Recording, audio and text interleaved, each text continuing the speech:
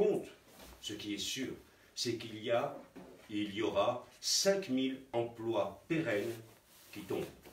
Tous les releveurs tombent. Donc, les jeux sont faussés.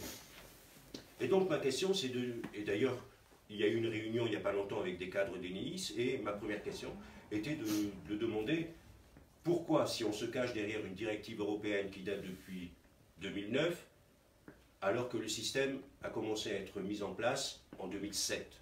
Donc, reste à savoir si ce n'est pas la directive qui s'est adaptée à Enedis et à EDF. Donc ça, c'est anglais.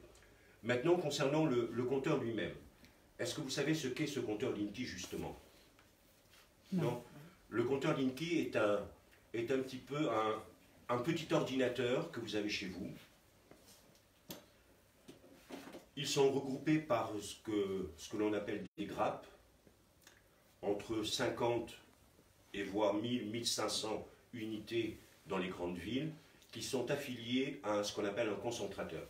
Un concentrateur, c'est un petit peu le noyau de cette grappe, et donc ils sont installés dans quasiment tous les postes de transformation de quartier. Et donc, le concentrateur discute avec chaque compteur. Ils discutent par un système qu'on appelle le CPL, le courant porteur en ligne. On y reviendra parce que c'est un système qui est quand même relativement très dangereux. Et donc, le concentrateur discute continuellement, 24 heures sur 24, avec tous les compteurs, mais les compteurs discutent entre eux aussi, pour savoir dans quel état ils sont, s'ils ont eu une tentative de piratage, ou si le circuit est bon, s'il n'y a pas de panne, et ainsi de suite. Donc il y a une circulation de trame au niveau de ce protocole de dialogue qui est 24 heures sur 24. Enedis, lorsqu'on lui pose la question, au début, nous montait ouvertement en nous disant que ça ne fonctionnait que 1 à 2 minutes par nuit, le temps de transmettre les données de consommation. Depuis, ils se sont rendus compte que c'était un mensonge qui était difficile à tenir, puisque le CSTB, qui est un organisme indépendant, même s'il y a quelques participants qui dépendent de l'État, mais ils ont réalisé des études in situ, c'est-à-dire sur place, et se sont rendus compte que les trames, la discussion était continuelle, absolument continuelle, 24 heures sur 24. Des zones de passe. Voilà, ce sont des trames de dialogue qui vont de 8 à 12 trames par seconde, par minute, pardon. Donc, c'est énorme. Le CPL, c'est 95 kHz. Le courant électrique travaille avec une fréquence hertzienne qui est de 50 Hz, c'est-à-dire que à chaque seconde, le courant électrique, qu'on appelle alternatif, devient moins ou plus 50 fois par seconde, il change. C'est ce qu'on appelle la fréquence. 50 fois par seconde, ça fait 100 alternances en tout. C'est déjà énorme. Mais là, c'est 95 kg. 95 000 Hz. Nos câbles électriques ne sont pas blindés, ne sont pas faits pour une telle fréquence. Ce qui veut dire... Ça s'appelle le courant porteur en ligne. Courant porteur en ligne. Donc, ces fréquences-là, eh bien, ça crée ce qu'on appelle une radiativité autour du circuit électrique. Mais sur tous nos circuits électriques, qu'on ait le Linky ou non, ce courant porteur rentre partout. Il est diffusé dans tout le village. Tout le village, dans son ensemble. Dans tous les bâtiments, ça rentre. Chez vous, ça rentre. Et ce courant porteur en ligne produit des nocivités. Dans le monde, il y a plus de 1000 études qui ont été faites. Plus de 1000 sur la nocivité. Une des directives européennes, parce qu'il y en a, recommandait aux États européens de baisser ce champ radiatif à 0,6 volts par mètre. C'est-à-dire qu'avec un appareil de contrôle, on puisse... Pour les zones de téléphonie, quoi. Voilà. Qu'on puisse s'approcher près d'un câble et qu'il n'y ait pas plus de 0,6 volts. La plupart des États d'Europe sont arrivés à 6 volts. 6 volts. La norme française a encore été conservée à 87 volts. 87 volts. Il y a plus de 1000 études qui prouvent qu'il y a une nocivité. Les téléphones portables utilisent ce type de fréquence. à une fréquence plus élevée, c'est vrai, mais c'est toujours sur ce même principe. Actuellement, on ne vous dit pas, les médias ne vous disent pas que les téléphones portables sont dangereux. Ça commence à se savoir, mais on ne vous le dit pas ouvertement. Par contre, la loi oblige tous les vendeurs à vendre les téléphones avec ce qu'on appelle des kits main libre. C'est la loi, parce qu'ils savent que c'est nocif, mais ils n'osent pas dire que c'est nocif. Et donc, dans le monde, il y a plus de 1000 études qui ont recommandé de descendre le taux de radioactivité. La France ne veut pas bouger et se cache derrière des normes. Mais les normes sont faites par les industriels et pour les industriels. Donc, ce côté-là est toujours... il est avéré que c'est nocif. Enedis se cache derrière donc une étude, qui est une étude de l'ANSES, qui est loin d'être un organisme indépendant, qui a fait une étude, mais une étude qui a eu lieu en 2015. Et je vous le répète, le problème Linky, c'est en 2007. La période d'essai, parce qu'il y a eu une période d'essai où ils ont mis en place près de 270 000 compteurs, cette période d'essai a eu lieu entre 2010 et 2011, sur une période d'1 an. Et l'étude sanitaire a eu lieu en 2015. Et l'étude sanitaire, lorsque l'on lit, c'est bourré de chiffres, c'est bourré de choses qui sont destinées à tous les scientifiques. Moi, il y a beaucoup de choses que je n'ai pas compris, mais j'ai regardé la fin, la conclusion. Et la conclusion, c'est que à court ou moyen terme, le risque comporte une faible probabilité de risque. Il y a une faible probabilité de risque. Faible probabilité. Ça ne veut pas dire que le risque est nul. Et en plus, il continue en disant que, somme toute, il faut faire d'autres études plus approfondies. Donc ça, c'est un petit peu, j'ai fait l'étude, j'ai rien trouvé, mais je m'en lave les mains, parce que s'il y a un problème, moi je vous ai prévenu qu'il fallait faire d'autres études, et que, donc, c'est un peu jouer à la Ponce Pilate. Donc, une étude qui arrive en 2015, alors que le système est en place depuis 2010, initiée en 2007, j'estime que, pareil, c'est l'étude qui s'est adaptée au profit des lobbies. Donc ça, c'est une chose. Et donc, ce fameux compteur, qui utilise ces ondes, transmettent toutes nos données. Eux les recueillent, ce qu'on appelle dans une courbe de charge, c'est-à-dire que la CNIL, qui est là pour la sécurité de nos données privées, a demandé à Enedis de ne pas descendre en dessous d'une prise en compte de nos consommations au-delà d'une demi-heure. C'est-à-dire qu'ils enregistrent toute notre consommation sur des périodes d'une demi-heure par jour. C'est-à-dire que votre journée, votre semaine, votre mois, votre année se découpe par tranches d'une demi-heure et vous avez votre consommation. Donc ils nous disent que c'est un moyen pour nous de faire des économies. Mais pour ça, il faut aller sur Internet. Pour consulter cette courbe de charge, il faut aller sur Internet, ouvrir un compte chez Enedis et consulter notre consommation. Sauf que on a la consommation que de la veille. C'est-à-dire que vous saurez que hier, à la même heure, vous avez fait cuire un poulet un peu trop longtemps. Donc ça vous dit que vous pouviez faire une économie. Bon, mais c'était hier, pas aujourd'hui. Donc il n'y a rien qui soit suffisant pour faire des économies. Donc c'est encore un peu nous bourrer le mou. Mais le problème, c'est que ce système-là peut récolter vos données bien au-delà des tranches d'une demi-heure. Bien au-delà. Officiellement, ils peuvent descendre jusqu'à des tranches de 10 minutes.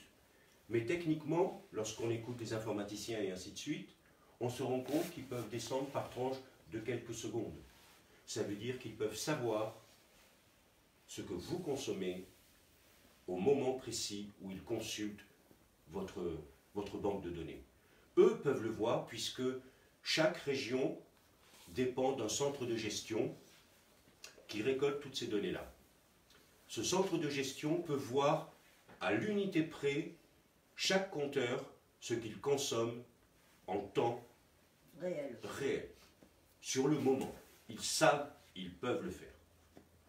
Ça, c'est très dangereux, parce que c'est ce qu'on appelle profiler un consommateur. Le profilage, c'est savoir comment vous vivez, ce que vous vivez, et ainsi de suite. Parce que lorsque l'on sait lorsqu'on connaît ces données-là, c'est une ouverture, c'est un pouvoir énorme. Ça a une valeur phénoménale. Ça a plus de valeur que ce que vous consommez vous-même en électricité. Vous vous rendez compte? Parce que ça se vend. Ça se vend. Alors, j'ai fait, depuis quelque temps, L'information se vend. Hein. il y a sur Internet, il suffit de se renseigner, il y a des simples calculateurs comment dire, de ce que vous représentez, la valeur de ce que vous représentez. Donc, je suis rentré là-dedans, j'ai fait un test, et j'ai rentré les données moyennes, ni moins ni plus, que les données moyennes. Je suis arrivé à 730 € par an. Je vaux, avec les données avec les réponses que j'ai apportées, 730 € par an. Tout ça, ce sont des données. C'est-à-dire que, énorme. pour qu'ils comprennent bien, Enedis peut vendre les informations qu'il possède sur chacun d'entre nous, c'est-à-dire à quelle heure vous vous douchez, vous regardez la télé, vous faites la cuisine et tout, ont une valeur à des entreprises, à d'autres entreprises qui pour vous donner un exemple, en hiver, ils voient votre courbe de charge, ils savent quel contrat vous avez, si c'est 6, 9 ou 12 kilos, mais en fonction du temps, ils savent, même moi qui suis juste un petit électricien, je saurais dire que vous avez un double vitrage ou non, que vous avez une isolation suffisante ou non, ou voire même pas du tout. Mais c'est énorme, parce que moi, en connaissant ça, je vends ces données-là à une société qui fait de l'isolation, à des menuisiers, et qui vont vous harceler. On a tous entendu des cas où ce sont des personnes âgées qui ont été fragilisées, qui ont subi les assauts de vendeurs peu scrupuleux, et qui ont signé des contrats d'achat, parfois qui se sont endettés sur des années. Il y en a combien? On en a tous entendu parler. Mais là, c'est la porte ouverte. C'est la porte ouverte. Et ça, ce n'est rien. C'est aussi les cambrioleurs. Les compteurs, pour 40% des cas, sont à l'extérieur. Ce compteur-là, il a l'avantage, pour eux, parce que pour moi, il n'en a aucun, c'est que quand vous appuyez sur un bouton, vous avez la consommation immédiate. Ce que vous êtes en train de consommer à l'instant T. C'est bien. Mais moi, je ne vais pas sortir dehors, faire 100 mètres ou même 20 mètres pour aller appuyer, pour savoir ce que je suis en train de consommer. Je le sais ce que je consomme.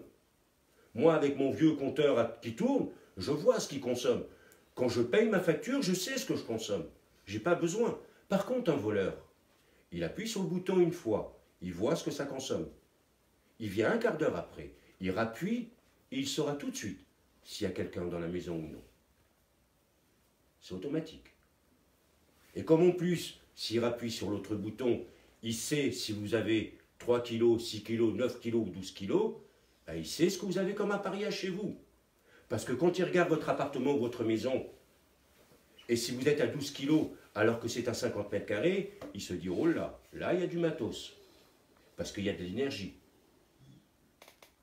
Par contre, si c'est un 3 kg et qu'il n'y a pas beaucoup de consommation, il ne va pas se casser la tête à venir vous cambrioler. Par contre, si vous avez un 12 kg, ça veut dire que vous avez du matériel, vous avez un train de vie. Et même moi, en tant que petit électricien, lorsque je connais votre surface, que je connais votre abonnement, que je connais ce que vous consommez, je peux dire quel est votre train de vie. Je peux même supposer quels sont vos revenus. Donc je peux savoir si ça vaut le coup que je vous cambriole ou non. Bon, rassurez-vous, ce n'est pas mon cas. Donc, ce sont des éléments qui ont une grosse importance. Ben, ils ont une tellement grosse importance, c'est que Enedis a quand même, il y a quelques mois, inauguré ce qu'on appelle un deuxième data center. Un data center, ce sont des immenses pièces où il y a des ordinateurs, des disques durs, et ils enregistrent toutes ces données-là avec des gros logiciels et ils traitent tout ça. Ils sont situés là, non Dans sur Passy. Ah d'accord, parce que Ouais. j'ai vu qu'il y en avait... Non, il y en a, mais ils appartiennent pas à Enedis. D'accord. Et donc, ces data centers, ce sont des grosses machines qui consomment. Ça consomme beaucoup. Et ça chauffe. Et donc, j'ai regardé ce que c'était. Et Enedis, on est tout fiers. Ils nous donnent la consommation électrique. Ils nous disent que pour refroidir ces machines-là, ben, il faut des systèmes pour refroidir Et il nous en donne même la consommation. La consommation pour refroidir ces 2 data centers, ça équivaut à un réacteur nucléaire. Un réacteur nucléaire. La consommation d'un réacteur nucléaire. On en a 58 en tout et pour tout. Un ne sert qu'à ces 2 data centers. Donc, nous dire que c'est pour qu'on fasse des économies, j'ai des doutes. Donc, là-dessus, pour être vulgaire, on nous bourre le mou. L'économie, c'est pas nous qui allons la faire, c'est eux qui vont gagner de l'argent sur nous. Ça, c'est une évidence. Parce que le premier gain qu'ils font, c'est que la nature du comptage, moi, j'ai un vieux compteur qui doit dater maintenant de plus de 50 ans. Il est tout noir et j'ai une roue qui tourne. Je le garde précieusement. Et donc, je sais ce que je consomme. J'ai juste à regarder l'index et je vois ce que j'ai consommé. Donc, pas de problème. Mais là c'est grave. Parce que là, ce compteur-là, ben, il voyait que des kilowatts. On a tous connu, on connaît tous encore des kilowatts. On paye des kilowatts-heure. Et on est tous encore, jusqu'à il n'y a pas longtemps, persuadés que notre compteur ne voyait que des kilowatts. Alors c'était vrai avec nos anciens compteurs. Mais pas avec Linky. Il ne voit plus des kilowatts. Maintenant, il voit des kilovoltampères. Alors, pendant des années, puisque ce système-là a été introduit sur nos factures insidieusement, parce que je pense que personne ne l'a remarqué, mais depuis les années 2010, depuis février 2010, notre abonnement est passé de kilowatts en kVA. Je ne sais pas si vous l'avez remarqué, mais ça c'est depuis 2010, c'est-à-dire la période de test. Mais le kilovoltampère, depuis ce temps-là, Enedis nous fait croire que qu'un kilovoltampère est égal à 1 kilowatt. Eh bien non, ce n'est pas la même chose. Non, et loin de là. Parce que toutes nos installations, nous avons soit des moteurs, lave-linge, frigo, c'est un compresseur, c'est un moteur, on a des lampes, surtout que maintenant ils nous ont enlevé depuis des années nos vieilles lampes à incandescence. Maintenant on a des ampoules LED, on a des ampoules basse consommation. C'est bien. Mais tous ces machines-là, tous ces appareils-là, y compris les petits transformateurs, les chargeurs de batterie, nos ordinateurs, tout ça, eh ben, ils ne consomment pas que des kilowatts. Ils consomment des kVA parce que tout ce matériel-là fonctionne avec ce qu'on appelle un coefficient de rentabilité, un coefficient d'efficacité, ce qu'on appelle en électricité un cosinus phi. Et ce cosinus phi, il décale le courant, ce qui fait que, par exemple, pour vous donner une idée, une ampoule basse consommation, lorsque vous l'achetez d'origine française, elle a un cosinus de 0,7. Par contre, si vous l'achetez en provenance de Chine, elle a un cosinus de 0,5. Ça veut dire que si vous achetez une lampe basse consommation qui fait 20 watts, avec ce cosinus-là, elle consomme 40 VA. Pas 20 watts. 40 VA. Et ça, c'est ce que le compteur Linky voit. Et lorsque vous avez souscrit un contrat à 6 kg, eh bien, en ayant le Linky, lui, il passe au kVA. Ça veut dire que, automatiquement, si vous étiez en limite, eh bien, il vous faudra passer à l'abonnement supérieur. Et jusqu'à présent, officiellement, Enedis nous dit, mais on facture toujours des kilowatts-heure. Ok, je veux bien les croire. Seulement, ils nous ont menti tellement de fois. Ils continuent à mentir sur tellement d'autres points.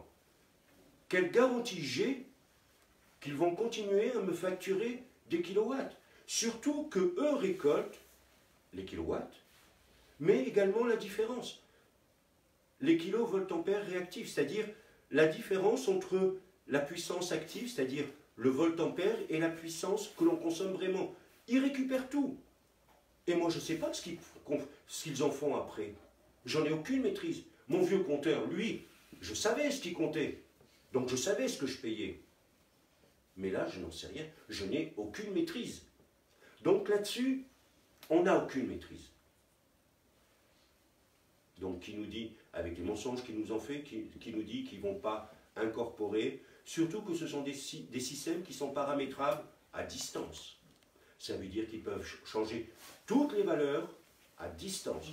On commence déjà à avoir nombre de témoignages où des personnes ont reçu des factures, mais alors phénoménales.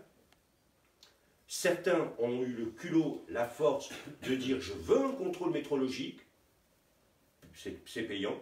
C'est payant lorsque Enedis envoie quelqu'un, un expert, et qui dit « non, non, votre compteur marche bien, c'est vous qui le payez », ça vaut quand même plus de 300 €.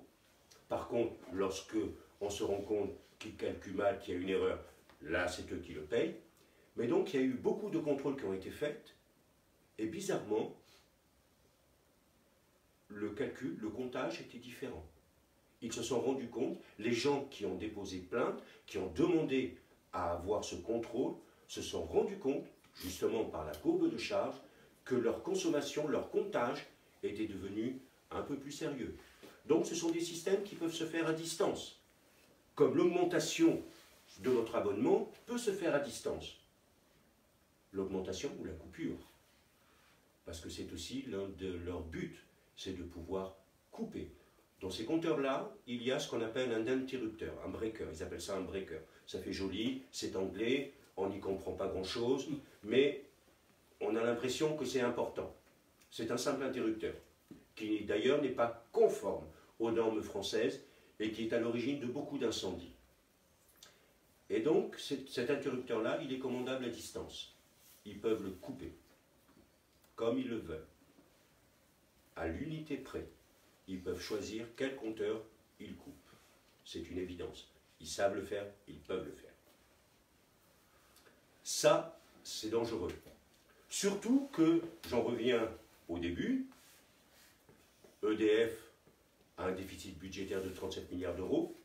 Tout le monde a entendu parler, il y a 2 ans à peu près, qu'il y a des centrales nucléaires qui sont à bout de souffle, qui demandent à être revues, voire même démantelées. Et il y a un combat qui se mène entre EDF et l'État pour savoir qui va payer, parce que personne ne veut payer. EDF n'a pas l'argent pour payer. N'a pas l'argent pour mettre en état les centrales nucléaires, ni démanteler celles qui sont à bout de souffle et qui nous font courir des risques. Et EDF a encore moins d'argent pour créer de nouvelles centrales. Et donc, on ne peut pas déséquilibrer le réseau électrique. C'est impossible. S'il y a un déséquilibre, s'il y a plus de consommation que de fourniture, c'est tout le réseau qui tombe. C'est le blackout complet. Donc, la loi oblige jusqu'à présent, et c'est un décret qui est officiel, on peut le consulter, c'est libre, la loi oblige EDF, et maintenant à tous les fournisseurs, à fournir la demande. C'est-à-dire que la fourniture doit s'adapter à la consommation. Ils savent très bien qu'ils ne peuvent pas. Alors quel est le système? C'est d'adapter la consommation à la fourniture. Donc par ce biais-là, ils vont pouvoir nous couper le courant pour garder l'équilibre entre les deux. Cet équilibre-là, il est mis en jeu pourquoi? On entend parler depuis quelque temps des voitures électriques, moins de CO2. Bon, il faut savoir que lorsqu'on se renseigne un petit peu, les voitures électriques sont encore moins écologiques que les voitures diesel. C'est une évidence. Maintenant, ça commence à se savoir, tout le monde le sait. On nous dit que le pétrole, il n'y en a pas, il n'y en a plus, ou il ne va plus y en avoir. Moi, depuis plus de 40 ans, on me dit le pétrole, il n'y en a que pour 20 ans. Ça fait plus de 40 ans, et il y en a toujours, et on en trouve toujours. Par contre, une chose est sûre, c'est que pour faire des batteries électriques, il y a 2 minerais qui sont importants pour la fabrication. L'un des 2 minerais, il n'y a que 2 pays au monde qui le fournissent. Le Congo est le principal producteur qui produit 60%. 60%. Le lithium? Non, c'est l'autre. Le lithium, il vient par exemple des Andes, il vient de Chine, mais par contre, le lithium, c'est pareil. Il y en a plus en production, mais pour extraire le lithium, on détruit quasiment les nappes phréatiques. Donc je ne vois pas où est l'écologie là-dedans. Et je ne vois pas pourquoi passer du pétrole à un système qui va nous rendre beaucoup plus dépendants encore que du pétrole. Donc, mais on nous dit que c'est écologique. Non, ce n'est pas plus écologique, c'est faux. Par contre, le lobby industriel de la voiture, eux, ça les intéresse, ils veulent vendre. Mais pour vendre des voitures électriques, il faut pouvoir les mettre en charge. Parce qu'une voiture électrique que vous mettez en charge, ça équivaut à 4 logements. 4 familles. Pendant l'heure ou les 2 heures de charge, c'est 4 familles qui ne peuvent pas avoir de courant. Donc, ça, voilà le système qu'ils ont trouvé. Ils se mettent d'accord avec les industriels de la voiture, ils vendent des voitures électriques, pour pouvoir les mettre en charge, ben, ils vont nous couper le courant. Donc effectivement, moi ça ne m'arrange pas que mon voisin il charge sa voiture électrique, pendant que moi on me coupe le courant et que je ne peux pas donner à manger à mes petits-enfants. Moi ça ne m'intéresse pas. Mais eux, c'est leur but. Le deuxième point, c'est que la taxe sur les produits pétroliers existe. On le sait avec les gilets jaunes, ils nous l'ont bien collé. Mais actuellement, ceux qui ont des voitures électriques, ils se chargent, ils branchent leur voiture et ils consomment le courant et ils payent le courant comme vous et moi lorsqu'on allume une ampoule. Mais avec le compteur Linky, ils savent à quoi sert l'électricité soutirée. Ce qui veut dire que la nouvelle taxe sur les produits énergétiques est en place. D'ailleurs, la TIPP a changé de nom. Maintenant, c'est la taxe sur les produits énergétiques. Elle a changé de nom. Ça veut dire que lorsque vous allez tirer du courant pour charger votre voiture électrique, eh ben, si vous avez un Linky, vous paierez la taxe. Donc, je ne vois pas où est l'intérêt. Tout ça pour vous dire que de toute manière, on est le dindon de la farce. Et la farce, ça fait des années qu'on l'a subie. Donc, pas de problème. Ça continue. Le gros problème, ce sont les incendies. Depuis pratiquement 2 ans, il y a une recrudescence du nombre d'incendies. C'est phénoménal. Lorsqu'on pose la question à Enedis, ils nous disent que ce n'est pas vrai, que le compteur ne brûle pas. Par contre, quand on leur met le nez dans la mer, comme on dit, là, ils nous disent que c'est les poseurs qui ont fait une erreur. C'est les poseurs. C'est vrai que les poseurs, chez vous, ce sera Oti France, qui changera les compteurs, comme chez nous à Bages. Oti France était l'entreprise qui faisait la relève des compteurs, des index. En aucun cas, c'était des électriciens. En aucun cas. C'était des poseurs. C'est eux qui font la relève. C'est eux qui font la pause maintenant. La loi, depuis des années, oblige que pour travailler sous tension, et pour changer un compteur, il faut travailler sous tension, puisqu'il faut mettre hors tension le compteur, la loi oblige que ce soit des électriciens de métier qui aient une habilitation nominative et une habilitation depuis au moins 1 an pour travailler sous tension. Quand j'ai posé la question au directeur régional d'Enedis, il me répond, mais on les a formés. On les a formés à ces gestes. Ah, je dis oui, on vous les avait formés. Bon, manque de bol, je suis tombé sur ce qu'on appelle le cahier des charges pour les consultations des sous-traitants. Ce cahier des charges, il est destiné à certaines entreprises pour voir s'ils rentrent dans le cadre afin de signer un contrat de sous-traitance et de travailler pour changer les compteurs. Donc j'ai regardé ce cahier des charges et il y avait un tableau qui était très sympathique avec les niveaux des postulants. Le premier, c'est « Je parle un peu français, j'ai mon permis », c'est le premier niveau. C'est pas mal. Je n'invente rien. Je n'invente rien, je vous jure. Vous pourrez venir sur nos collectifs. Le collectif, c'est non compteur Linky à Bages ou alors Stop Linky Languedoc-Roussillon. Je suis sur ces 2 sites. Il y a ma photo. Vous pouvez me demander en message privé. Je vous envoie le document. Ils sont tous accessibles. Et donc, le deuxième niveau, c'est j'ai un CAP.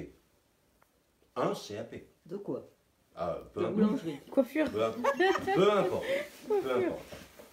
Et donc, à côté de ça, il y a un nombre, ah oui, je veux bien, un nombre de jours pour récupérer le niveau de l'un de l'autre. 6 jours.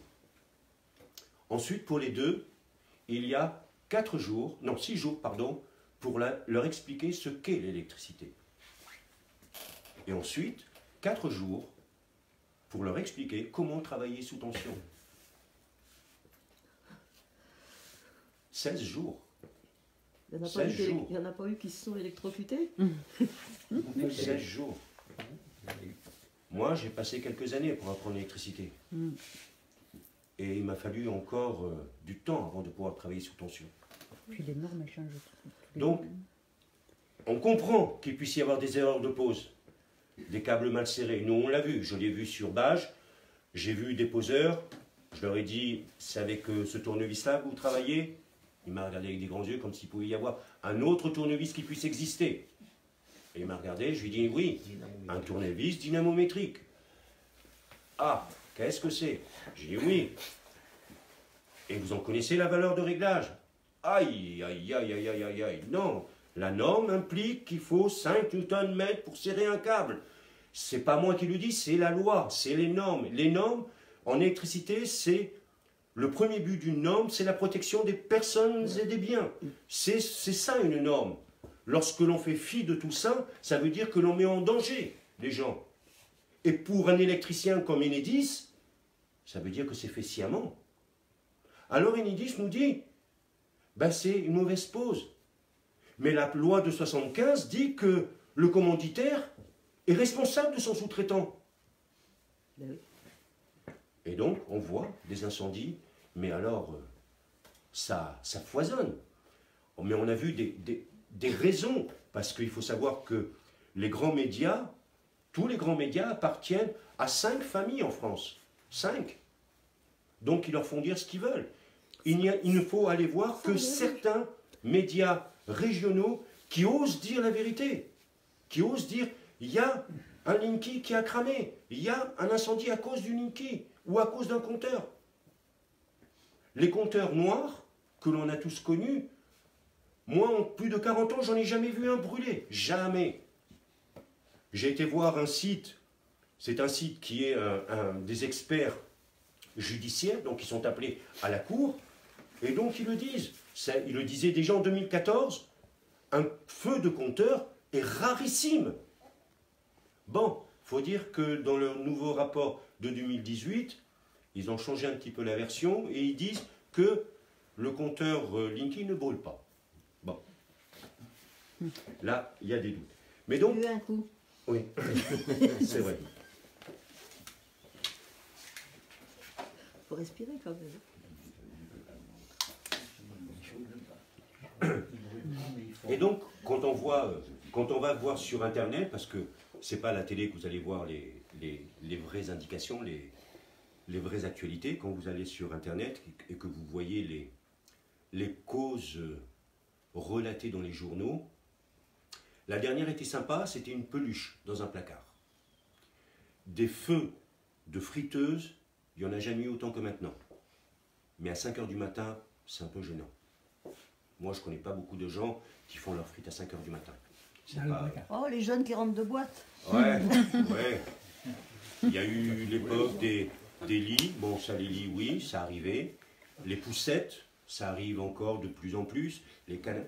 Donc, c'est par passe, ils prennent des arguments, ils nous les balancent comme si on était des couillons. Donc, ils nous balancent ça. Mais la grande majorité des feux se déclenchent la nuit et dans les combles. La nuit et dans les combles. Il n'y a pas d'occupants parfois, il n'y a pas de tirage de courant comme on dit, mais il y a quand même des incendies la nuit et dans les combles. Alors là, c'est moi qui le dis, ou plutôt c'est les électriciens qui le disent, c'est le CPL. Le CPL, justement par son augmentation de fréquence, en électricité, il y a des lois.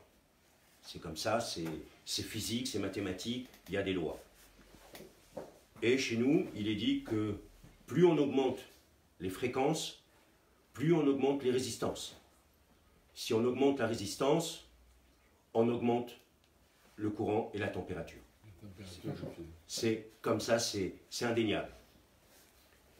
Et le problème, c'est que dès qu'on a une mauvaise installation, ou plutôt une vieille installation avec ce qu'on appelle les dominos, les fameux dominos, maintenant qui sont devenus pratiquement interdits, en tout cas complètement déconseillés par les électriciens, ces dominos-là ont la fâcheuse tendance, avec le temps, il y a un risque qu'ils se desserrent. Et lorsqu'un contact se dessert, il y a ce qu'on appelle un arc électrique qui se crée. Cet arc électrique, il produit une très forte température. Lorsque c'est répété, l'arc s'aggrave, la température augmente et ça finit par trouver son chemin pour un incendie. C'est indéniable, c'est comme ça. La majeure partie des incendies sont dus à des arcs électriques, dans plus de 80% des cas. Donc c'est indéniable. Et où on trouve des connexions, c'est dans les boîtes de dérivation. Voilà. Donc là-dessus, je suis catégorique. Je suis catégorique. Donc les incendies sont là pour le prouver, le nom. Il suffit de se renseigner sur les statistiques officielles au niveau de chaque compagnie de pompiers. On le sait, on le voit. Donc tout cela pour vous dire que pour l'instant, il n'y a aucun avantage pour nous. Tous les avantages sont pour Enedis et EDF et pour l'État évidemment, puisque c'est lui qui en tire les dividendes. Donc de toute manière, les actionnaires sont toujours là pour tirer profit. Il ne faut pas se leurrer. Donc maintenant, la seule chose à faire, c'est de stopper ce système-là.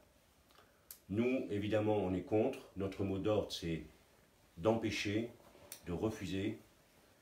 Donc, pour ceux qui ont le compteur extérieur, nous, on conseille le barricadage. C'est sans problème. Une barre de fer avec 2 cadenas. Avec n'importe quoi, mais vous le barricadez. Il faut savoir qu'il y a eu 2 cas. Une affichette aussi, en disant quoi. Oui, il faut d'emblée, la première des choses, c'est de barricader. La deuxième, c'est d'envoyer un courrier recommandé avec accusé de réception à Enedis pour dire que vous le refusez. Une copie à Enedis local, une copie à votre mairie. Ça, c'est la procédure. Mais vous barricadez d'abord. Si vous avez le compteur à l'intérieur, c'est encore mieux. Personne, je dis bien personne, n'a le droit de rentrer chez vous sans y être invité. Le seul organisme qui a le droit de rentrer chez vous sans prévenir, c'est la douane. La douane, mais là, je pense que personne ne fait pousser du shit. Donc, ils ne sont pas censés venir. Donc, hormis la douane, personne ne rentre. Un huissier n'a pas le droit de rentrer chez vous. Un gendarme n'a pas le droit de rentrer chez vous. Un officier de police n'a pas le droit de rentrer chez vous. Même le maire n'a pas le droit de rentrer chez vous. Pourtant, c'est le premier magistrat du village. Sauf s'il a un jugement. Un jugement. Voilà. Oui, parce qu'un huissier rentre. Oui, avec un jugement. Oui. Excusez-moi, Mais, est-ce qu'ils ont le droit de couper le compteur? alors, en aucun cas, ils n'ont le droit de couper le compteur. En aucun cas. Même si vous avez le compteur à l'intérieur, j'ai eu des cas où des personnes ont été menacées de coupure. Parce que pour l'instant, c'est juste les premiers contacts, mais les harcèlements vont venir, ils vont vous téléphoner à plusieurs reprises dans la journée, des SMS, des courriers, des menaces de tribunal et ainsi de suite. Lorsque vous êtes harcelé au téléphone, c'est simple, vous leur dites, écoutez, à partir de maintenant, j'enregistre tout. Ça va les calmer. On se fout. L'un de leurs arguments, c'est de vous menacer de coupure. Il faut savoir que Enedis, par le biais du syndicat d'énergie, a passé un contrat écrit avec la collectivité territoriale, c'est-à-dire la commune, qui est le propriétaire de tout le matériel de distribution. Pas uniquement du compteur. Tous les câbles que vous voyez dans le village, c'est la commune. Oui. J'ai appelé la mairie et elle m'a dit qu'ils n'ont rien à voir avec les compteurs. Ah, Des non, menteurs. c'est un menteur. Et je rebondis C'est un sur... menteur. La seule chose, Voilà, c'est on est qu'ils pas ont, ils ont délégué leurs compétences au niveau du syndicat d'énergie qui, elle, est censé, Sidel. contre le SIDEL 66, et c'est le SIDEL 66 qui est censé traiter et contrôler la mission d'utilité publique d'Enedis. Hormis, le problème, c'est que souvent, des gens du SIDEL sont à la solde d'Enedis. Donc, et je peux le dire, parce que je les ai rencontrés il n'y a pas longtemps. Donc, Panier de crabe. Un vrai, véritable. On avait pris c'est le collectif de Ponteilla. Mais là, le SIDA est vraiment à la solde d'Enedis. Ça, je peux le dire. Donc, pour une petite anecdote en passant, le collectif de Ponteilla a réussi à obtenir un rendez-vous avec le président du CIDEL. Ils m'ont demandé de participer, donc j'y suis allé. On a été accueillis par le directeur régional d'Enedis. Le piège. Donc, nous, on n'avait pas prévu Enedis. Donc, c'est parti en cacahuète. En cacahuète. Et donc, ils n'ont pas prononcé 3 mots. Le président a prononcé un mot en près de 2 heures d'entretien. Un mot. Quand je l'ai regardé, que je lui ai posé la question, à qui est le propriétaire du compteur? Il y a eu un blanc. Il a regardé le directeur. Il a attendu 2 secondes. C'est long, 2 secondes. Quand on attend une réponse, c'est long. Et au bout des 2 secondes, il a dit nous. Mais un petit nous. Parce que c'est vrai. Les collectifs se sont réunis et ont transmis leurs compétences au syndicat. Donc, c'est ce qu'on appelle le concédant. Dans le cas présent, c'est en 2 mots. Et donc, c'est le CIDEL 66 qui a autorité, d'ailleurs, ça porte le nom, autorité organisatrice du réseau électrique. Et donc, c'est le CIDEL. Mais le responsable légal, le propriétaire légal, c'est la collectivité. C'est indéniable. C'est inscrit dans le Code général des collectivités territoriales et c'est écrit aussi dans le Code de l'énergie. C'est marqué noir sur blanc. Donc, il ne peut pas dire qu'il n'a rien à voir. Non, c'est faux. Donc, pour en revenir à votre question, il y a un contrat qui est passé. Actuellement, le contrat arrive quasiment à échéance parce qu'ils ont une durée de vie entre 20 et 30 ans. Et donc, les seules raisons qui autorisent Enedis ou le fournisseur à nous couper le courant, c'est en cas de fraude ou en cas de non-paiement de nos factures. Après, c'est les ordres Voilà. c'est la collectivité. Donc, ils ne peuvent absolument pas nous couper le courant. J'ai une personne là qui pose une question, en fait, dans sa commune. Oui. Ils ont écrit au maire et le maire a refusé les Linky dans le village. Ouais. Donc elle vient de me faire un commentaire. Par contre, elle dit que maintenant le maire a des problèmes avec la justice. Alors est-ce que c'est Non. normal ça ou Alors, pour répondre à cette problème, dame qu'on a c'est sur que, Internet? à l'heure actuelle, il y a près de 850 communes qui refusent ouvertement le compteur. Alors, Enedis, quand on leur dit ça, ils nous disent oui, mais 850 sur 36 000. Non, ce n'est pas sur 36 000. C'est 850 sur les communes qui sont concernées par la pause. C'est les communes qui ont reçu les courriers ou les premiers contacts avec Enedis et qui se sont positionnées. Il y a encore beaucoup de communes qui n'ont pas pris de décision et qui ne sont pas concernées. Donc, le problème, c'est que jusqu'à présent, la plupart des communes ont pris comme argument les 3 arguments habituels qui ont été soulevés et qui sont les principaux, c'est vrai. C'est-à-dire notre simple libre arbitre, c'est-à-dire notre possibilité en tant que pays démocrate de dire je veux ou je veux pas. Ça vient, c'est chez moi, c'est un appareil qui est connecté et la loi l'interdit, la Constitution l'interdit. Donc, on m'impose un appareil connecté. Moi, si je ne veux pas de téléphone portable, je n'en prends pas. On ne peut pas m'obliger d'acheter un téléphone portable. Le compteur Linky est un appareil qui est connecté. On me l'impose de force. Donc, on devrait me laisser le libre arbitre. Le deuxième argument, c'est la nocivité, le fameux CPL. Le problème, c'est que Enedis nous sort un argument qui est l'étude sanitaire de l'ANSES qui dit que le risque est peu probable. Donc, et puis le troisième argument, c'est la protection de nos données. Mais la protection de nos données, on a un organisme qui s'appelle la CNIL qui est censé faire le travail. Par contre, on ne sait pas comment, et on ne sait pas s'ils vont le faire vraiment. Donc, sur ces 3 arguments-là, eh ben, toutes les communes qui ont pris un arrêté se basant sur ces arguments-là ont été attaquées au tribunal administratif, ce n'est pas judiciaire ou pénal, au tribunal administratif, leur demandant de retirer leur arrêté ou leur délibération. Ouais. Sauf que maintenant, il y a d'autres arguments qui arrivent, qui sont beaucoup plus élaborés, qui sont beaucoup plus techniques. Et donc là, Enedis a plus de mal. Demain soir, il y a une commune, c'est la commune de Beauvais. L'arrêté qu'il a pris il y a 2 mois arrive à échéance. Le préfet ne l'a toujours pas attaqué. Parce que la commune de Beauvais, comme d'autres maintenant, a suivi un argument que c'est notre collectif qui l'a publié, c'est que le changement du compteur n'est pas conforme aux normes. C'est-à-dire, on sait maintenant, et c'est officiel, qu'il y a des incendies de par le compteur.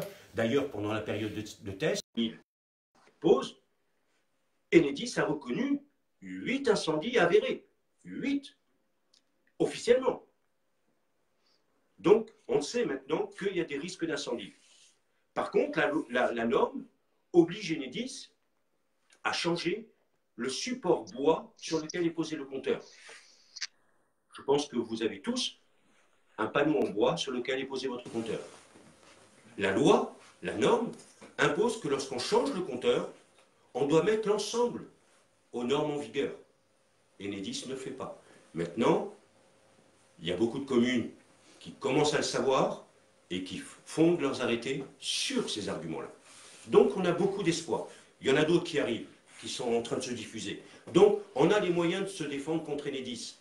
Donc c'est pour ça que je vous dis, effectivement ils sont attaqués au tribunal, mais la plupart des communes refont dans la foulée un autre arrêté ou une autre délibération.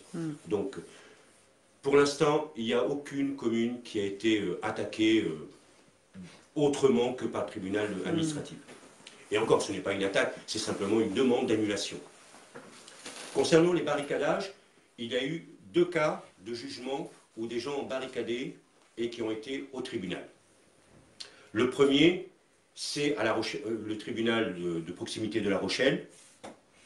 C'est un retraité, un pompier, qui un jour sortait et a vu un poseur à genoux en train de vouloir changer son compteur. Lui avait barricadé et donc le poseur avait coupé sa barre et l'avait viré.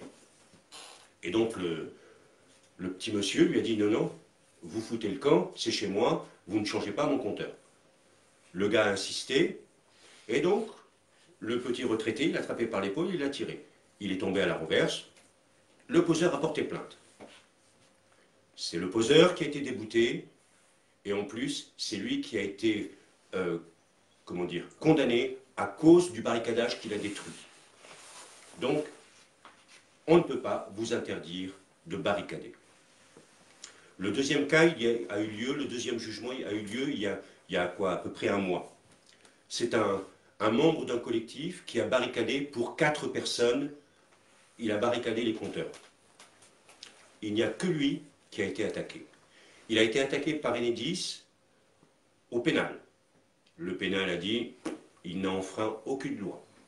On ne peut pas le juger, il n'a enfreint aucune loi. Enedis l'a attaqué au civil. Au civil, il a été condamné à une amende. Et pourtant, il avait les témoignages de chaque personne, de chaque propriétaire, qui l'avait mandaté pour protéger. Aucun des 4 n'a été poursuivi.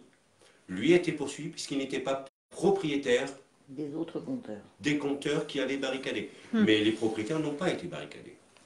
Maintenant, il faut savoir une chose, c'est que ce que dit la loi, elle dit que tous les biens sont meubles ou immeubles. C'est-à-dire qu'ils sont on peut les déplacer, soit ils appartiennent à un bien immobilier. C'est l'article 516 du Code civil.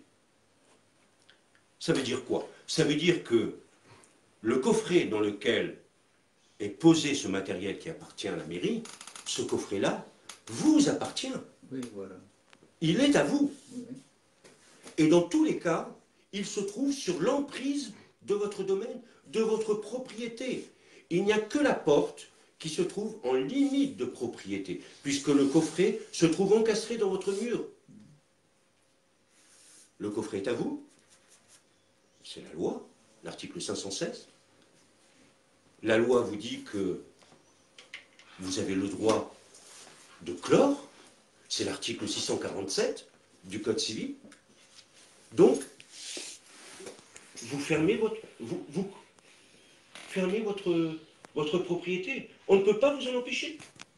Dans le cas d'un logement collectif, Vous le faites individuellement, sauf si les autres sont d'accord, et vous les barricadez tous ensemble. Mais sinon, vous barricadez que le vôtre. parce qu'on n'est pas, enfin, je sais pas, on n'est pas propriétaire des... Alors, que vous soyez locataire ou propriétaire, la ligne, l'abonnement vous appartient, donc c'est vous qui décidez. Ce n'est pas votre propriétaire. Mais il y a encore autre chose. Donc, protéger votre compteur est un droit. En plus, depuis depuis 2 ans, la loi a changé.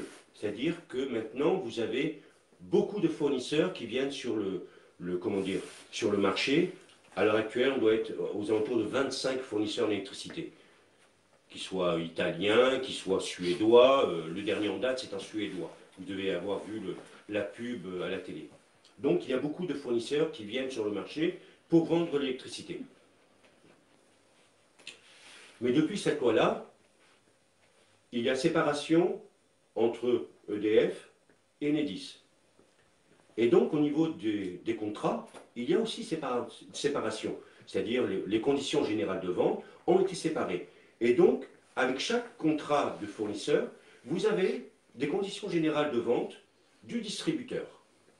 Puisque c'est un seul distributeur pour tous les fournisseurs. Et ce contrat-là, lorsqu'on prend la peine de le lire, au paragraphe 5.5, qu'est-ce qu'ils disent? Ils disent que, quelle que soit l'origine de la dégradation du matériel de raccordement, vous en serez tenu légalement responsable. Quelle que soit l'origine.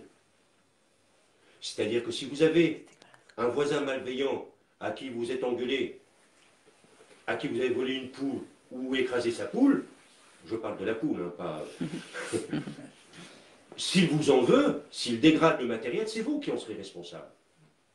Et au même titre, les compteurs sont plombés. S'il coupe le plomb, c'est vous qui serez accusé de tentative de fraude ou de fraude. Alors il me semble que ce sont des arguments qui sont suffisants pour protéger son coffret et pour pas que le moindre couillon qui puisse passer me coupe ce plomb et me faire accuser de fraude et avoir une facture de rattrapage ou n'importe quoi. Donc, protéger votre compteur, c'est un droit. Aucun juge ne pourra vous en vouloir ou vous accuser de quoi que ce soit, parce que le fait de se prémunir contre une fausse accusation ou contre le fait d'éviter de payer une amende ou une surfacturation, c'est quand même votre droit. Donc, protégez. C'est la moindre des choses. Et ils ne peuvent pas vous couper le courant. Chez nous, on a eu des cas où, bizarrement, le compteur était tombé en panne. L'index, souvent c'était dans le cas des personnes qui avaient le double tarif, heure creuse, heure pleine.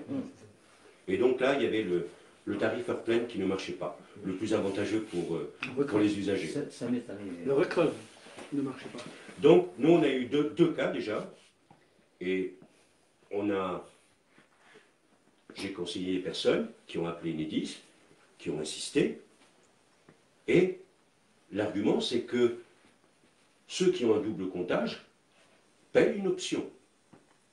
Vous payez l'option double tarif, qui vous coûte de l'argent.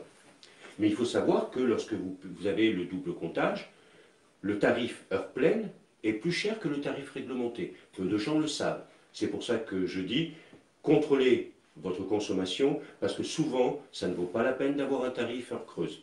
Souvent, très souvent. Donc, le tarif heure pleine coûte plus cher que le tarif réglementé. Donc, on a dit à Enedis, écoutez, soit vous remettez un compteur d'ancienne génération, soit on appelle la répression des fraudes. Parce que là, c'est une fraude. Non seulement on paye une option, mais en plus, on paye tout le courant plus cher que le tarif réglementé. Ça, c'est une fraude. C'est comme si vous alliez chez le marchand, vous voyez l'étiquette du kilo de pommes de terre à 3 €, et qu'à la caisse, on vous fait payer 5 € et qu'on vous dise non, non, c'est 5 €. C'est une fraude. Vous pouvez les attaquer. Donc là, on a eu gain de cause. Et même si Enedis dit qu'ils n'ont pas de compteur d'ancienne génération, c'est faux. La preuve, c'est que les changements ont été faits. Et maintenant, dans beaucoup de collectifs, des changements ont été faits. Et puis, j'enlève ma veste, j'ai commencé à faire chaud. Il y a beaucoup de collectifs où le cas s'est présenté et ils ont eu gain de cause. Et même dans le cas où Enedis dit on n'en a pas, et ben dans ce cas-là, il n'y a qu'un seul moyen. C'est de leur dire, écoutez, vous ne pouvez pas en avoir, moi je peux. Je le fournis et vous le changez, puisqu'il faut qu'il soit agréé pour le changer, qu'il soit plombé. Et les compteurs, ça coûte, un compteur électronique d'ancienne génération, vous savez, le crème, il coûte 78 €. Donc ça vaut le coup de payer 78 € plutôt que d'avoir à payer une surfacture. Parce qu'en plus, les compteurs qui remplacent, oui, bon, ça va, c'est de l'argent jeté, ça. C'est de l'argent jeté, et là on attend le retour d'un avocat. Ils ont trouvé la trace d'1 million de compteurs au Liban. Donc maintenant on attend les retours de là-bas pour savoir avoir la provenance. Donc rassurez-vous, ils ne peuvent pas vous obliger. Ils ne peuvent pas. Donc il faut se tenir à ça. C'est votre droit, donc n'hésitez pas. Donc concrètement, quand le compteur est à l'intérieur, vous aurez j'ai déjà reçu un mail en disant qu'il allait venir changer sur une. Et donc qu'est-ce que je fais? Je dois envoyer une lettre recommandée disant que je ne le veux pas. Oui. Et je fais une copie à la mairie.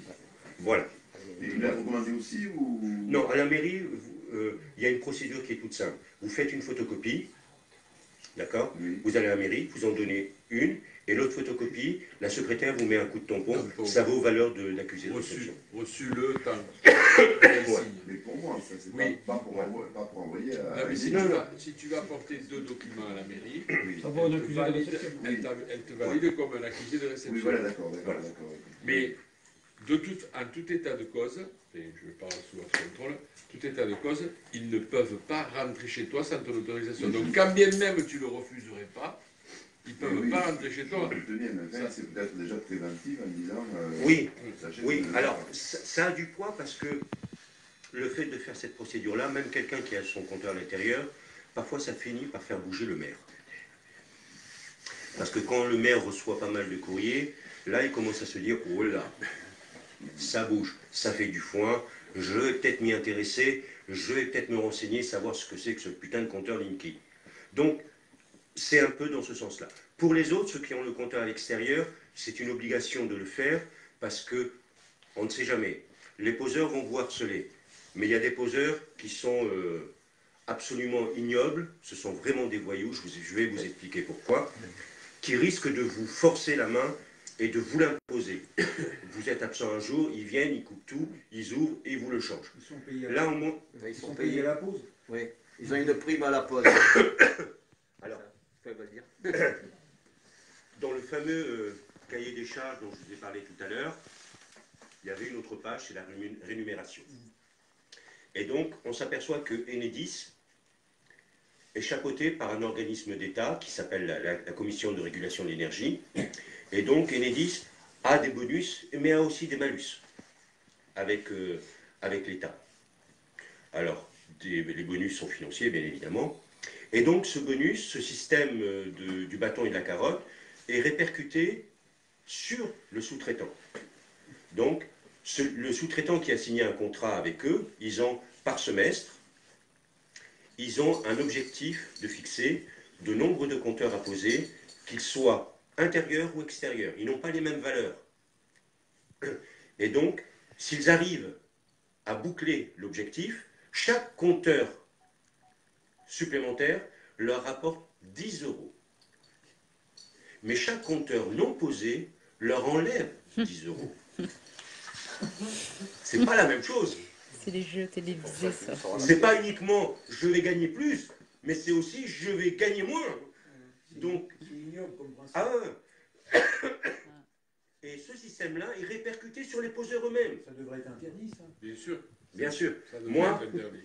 lorsqu'ils étaient chez En nous, cause de la sécurité aussi. je pense que beaucoup connaissent Bage. Il y a un bar, le Pyrénées. Je vais toujours prendre mon café en fin de matinée. Et puis, un jour, j'ai vu des poseurs qui étaient en terrasse, en train de discuter. Évidemment, j'étais m'asseoir à côté, prendre mon café. Et donc, ils étaient dans mon dos, Et je les entendais. T'en as fait combien? Moi j'en ai fait tant, ça me fait tant, ça me... Waouh! Mais quand il commençait, celui qui avait fait le plus, pardon, ouais, c'est pareil, 17. 17, alors que le quota est entre 8 et 10. Il a gagné sa journée. Et il a gagné sa journée. Mais comment il les a posés aussi? Comment il les a posés? Ah ouais. Donc, c'est ça le problème. Alors, des accidents de pause, il y en a continuellement, c'est vrai. Mais des accidents dus au compteur lui-même, à sa conception, il y en a aussi. Moi, je suis électricien. Il y a quelques jours, on a rencontré un juriste et puis un technicien de chez Enedis, ici, à N. Tu te souviens? Et donc, le jour où il y a eu la réunion de l'Amérique. Voilà, voilà. Ils n'étaient pas plus nombreux que vous. Hein. Ils n'étaient pas plus nombreux que vous. Et dans le nombre, il y a au moins un tiers qui a changé d'avis, qui ne veulent plus le poser. Donc, dans la discussion, dans la présentation du compteur Linky, le technicien a prononcé 6 fois le mot disjoncteur. Le compteur a un disjoncteur intérieur. Donc, ma question, c'était, s'il y a un disjoncteur, ben, il doit respecter la norme des disjoncteurs, les normes françaises, qui nous mettent en sécurité. C'est pas le cas. Ensuite, il me dit, non, non, mais c'est un interrupteur. Je dis, bon, mais un interrupteur, c'est pareil, il y a des normes. Et là, cet interrupteur-là, je l'ai dépiauté, le compteur Linky. Il y a des organismes qui nous envoient des photos, qui ont démonté des compteurs, qui ont pris des photos. Moi, je suis un petit vissard. J'ai été chercher. Et cet interrupteur-là, j'ai trouvé le fabricant. Et le fabricant, il me donne tous les éléments techniques. Et donc, quand Enedis me dit que c'est un interrupteur qui est donné pour pouvoir travailler avec un courant de 100 ampères, 100 ampères, c'est énorme. Et quand je vais voir la documentation technique du fabricant, qui me dit que cet interrupteur-là, il a un pouvoir de coupure de 120 ampères, je me dis, oh là, je vais voir les normes, et les normes me disent, non, un interrupteur, c'est au minimum 3 fois 300 ampères. Il doit pouvoir couper un courant de 300 ampères. Parce que s'il n'a pas un pouvoir de coupure suffisant, il y a un arc électrique qui se crée. Donc il faut un pouvoir de coupure. Le pouvoir de coupure, il est donné par la rapidité, par l'espace d'ouverture, par plein d'éléments.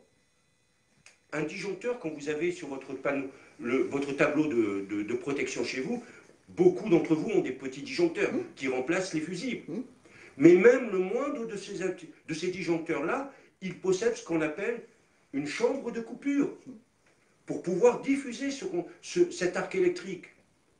Et le Linky, rien du tout. Rien du tout. Alors j'ai été voir, j'ai fouillé encore plus. Et j'ai trouvé des traces de cet interrupteur-là sur le marché chinois. Vous allez sur Internet, vous tapez alibaba.com, c'est l'équivalent d'Amazon, mais chinois, et vous en avez. Et par lot de 1000, ils sont vendus à 1,50 €. 1,50 $, pardon. 1,50 $. Alors quand j'ai vu ça, j'ai continué à fouiller. Et donc, le principe du comptage, pour compter le courant que vous consommez, il y a ce qu'on appelle, ce qu'Enedis appelle un shunt. Toujours un terme anglais, c'est marrant, un shunt. C'est-à-dire qu'il prend le courant sur une barre qui transporte le courant à 2 endroits et qui prend une valeur bien définie du courant. Et ça donne une image du courant. Marché chinois, moins de 0,50 $. 0,50 $. C'est avec ça qu'il se base pour prendre en compte notre consommation. Et la loi oblige que chaque shunt soit taré, soit contrôlé individuellement. Individuellement. Qu'il soit calibré. Waouh! 35 millions. Enedis compte en poser 1,5 milliard. Partout. Pas en France, mais partout. Ça, c'est leur marché. 1,5 milliard. Mais pour faire un compteur Linky, il y a des dizaines et des dizaines de composants électroniques. Peut-être vous êtes un peu des connaissances en électricité, non? Non? Mais qui c'est qui l'a validé, ce compteur? Non. Ah, bonne question. Bonne question. On a demandé. Alibaba. On n'a aucun certificat d'homologation. Donc il est interdit, ce truc-là. Alors, officiellement, il est marqué, validé, mais c'est une validation. Il est estampillé CE. CE, c'est l'équivalent du marché commun. C'est-à-dire, il a le droit d'être vendu, d'être commercialisé en Europe. Norme européenne. Voilà, une norme. Théoriquement. Donc, il y a normalement un contrôle LNE, un laboratoire qui donne sa certification, qui s'est engagé. Mais cette certification se fait sur la base du volontariat. Ce n'est pas NF. C'est là la grosse différence.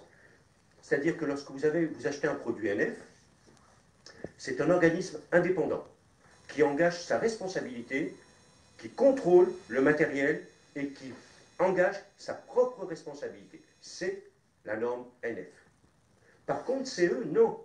CE, c'est le fabricant qui dit, voilà,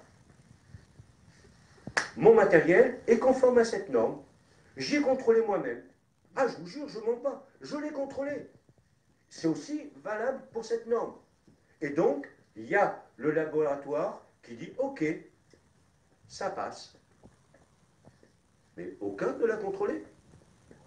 Et s'il y a un contrôle, il se fait sur l'unité par lot. C'est-à-dire que pour 1000 pièces, ils vont en contrôler 5. Si les 5 sont bons, les 1000 passent.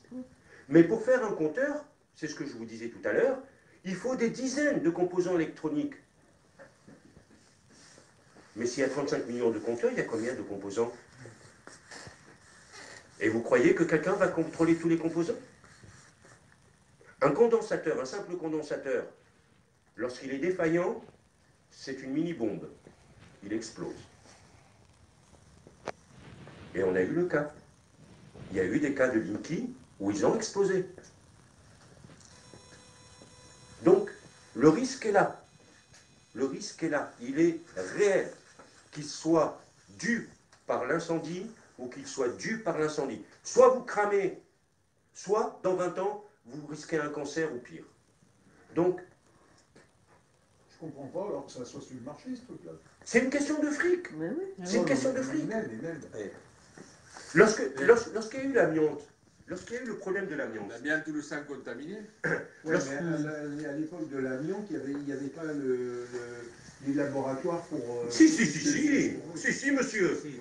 Je vais le même sang plus loin. contaminé, Je vais le même cachet, Je vais le sang même plus loin. contaminé. L'amiante, ils connaissaient déjà le risque. La preuve, c'est que toutes les compagnies d'assurance ont fait ce qu'on appelle une prévision de charge. Pas liquide. C'est pas liquide. L'amiante, ils ont prévu une provision de capitaux. Et donc, quand il y a eu ce sinistre, il y a eu des indemnités de payer. Tous les capitaux sont partis. La loi leur a imposé de continuer à payer tant qu'il y avait des gens malades. Et ils ont continué à payer. C'était la loi. Pour le Linky, c'est plus simple. Parce que là, les compagnies d'assurance se sont fait baiser une fois, 2 fois avec le sang contaminé, mais pas une 3e fois. Maintenant, le risque, qu'il soit matériel ou humain, dû au CPL, est exclu. C'est dans leur liste d'exclusion. C'est dans toutes les compagnies, c'est dans leur liste. C'est cool. Je peux poser une question, excusez-moi de vous couper tout le Non, temps, non, je vous en prie. Je vais vous couper souvent. Hein, Allez-y, je suis là pour ça, pour répondre. Avec tous ces problèmes-là, personne n'a fait un procès à Enedis, hein? Alors, il y en a, ça commence, ça y est, ça commence. Les premiers procès se sont faits encore sur la base des 3 arguments. C'est vrai que les 3 premiers arguments sont les plus importants, que ce soit le risque sanitaire, la protection de nos données, le libre choix. Ce sont des valeurs importantes. Mais on n'a pas le moyen parce que l'État dit oui, mais attendez, il y a un transfert comment dire, de compétences. Il y a un organisme sanitaire qui dit qu'il n'y a pas de risque. Il y a un organisme qui dit qu'il protège nos données, donc on ne peut rien dire. Il n'y a pas assez de preuves matérielles. Voilà. Donc, il faut du temps pour ça. Par contre, maintenant, on a changé notre fusil d'épaule en tant que collectif, et au lieu d'attaquer sur le fond, parce que les procédures en cours sont faites dans le fond, c'est-à-dire dans le fond du problème, si j'ose dire, et depuis quelque temps, notre collectif essaye de diffuser le message, c'est que, pour l'instant, ce qu'il nous faut, c'est les attaquer dans la forme. Parce que si on les attaque dans la forme, on les ralentit. Si on les ralentit et qu'on leur fait perdre de l'argent, ben ils vont poser moins. S'ils posent moins, on a le temps de faire des études et de les attaquer ensuite dans le fond. Donc, c'est dans ce sens-là. Mais, vous savez, faire bouger la base, c'est très long, il y a une très grande inertie. On l'a vu avec les médicaments, les fameux médicaments. Voilà. Non, mais on le sait Mediapart, que... ça fait combien de Donc, temps il faut déjà que tous les collectifs se mettent... Vous savez, pour l'instant, ils sont encore à se dire, parce qu'il y a des organismes qui sont indépendants qui disent c'est dangereux, on a fait des études, tout ça en France. Mais ils en sont encore depuis plus de 2 ans à dire, mais ils ne sont pas d'accord sur le matériel, sur le protocole. Ils en sont encore là. C'est-à-dire que pour prendre des mesures, il faut que tous les organismes aient le même protocole, le même matériel, pour avoir des résultats comparatifs. Et donc, ils en sont encore à mettre au point le protocole. Mais tout ça, c'est fait uniquement pour gagner du temps. Et pendant ce temps-là, Enedis travaille à marche forcée jusqu'à un point où il n'y aura plus moyen d'aller en arrière. Le point de non-retour sera atteint. Donc, il n'y a pas un organisme officiel en France qui est capable de l'analyser et qu'on ne peut pas contester, qui disent que... Si, il y a des organismes, il y a le CRIREM, il y a le prix à terme, mais c'est pareil parce que juridiquement... Ils sont connectés entre eux.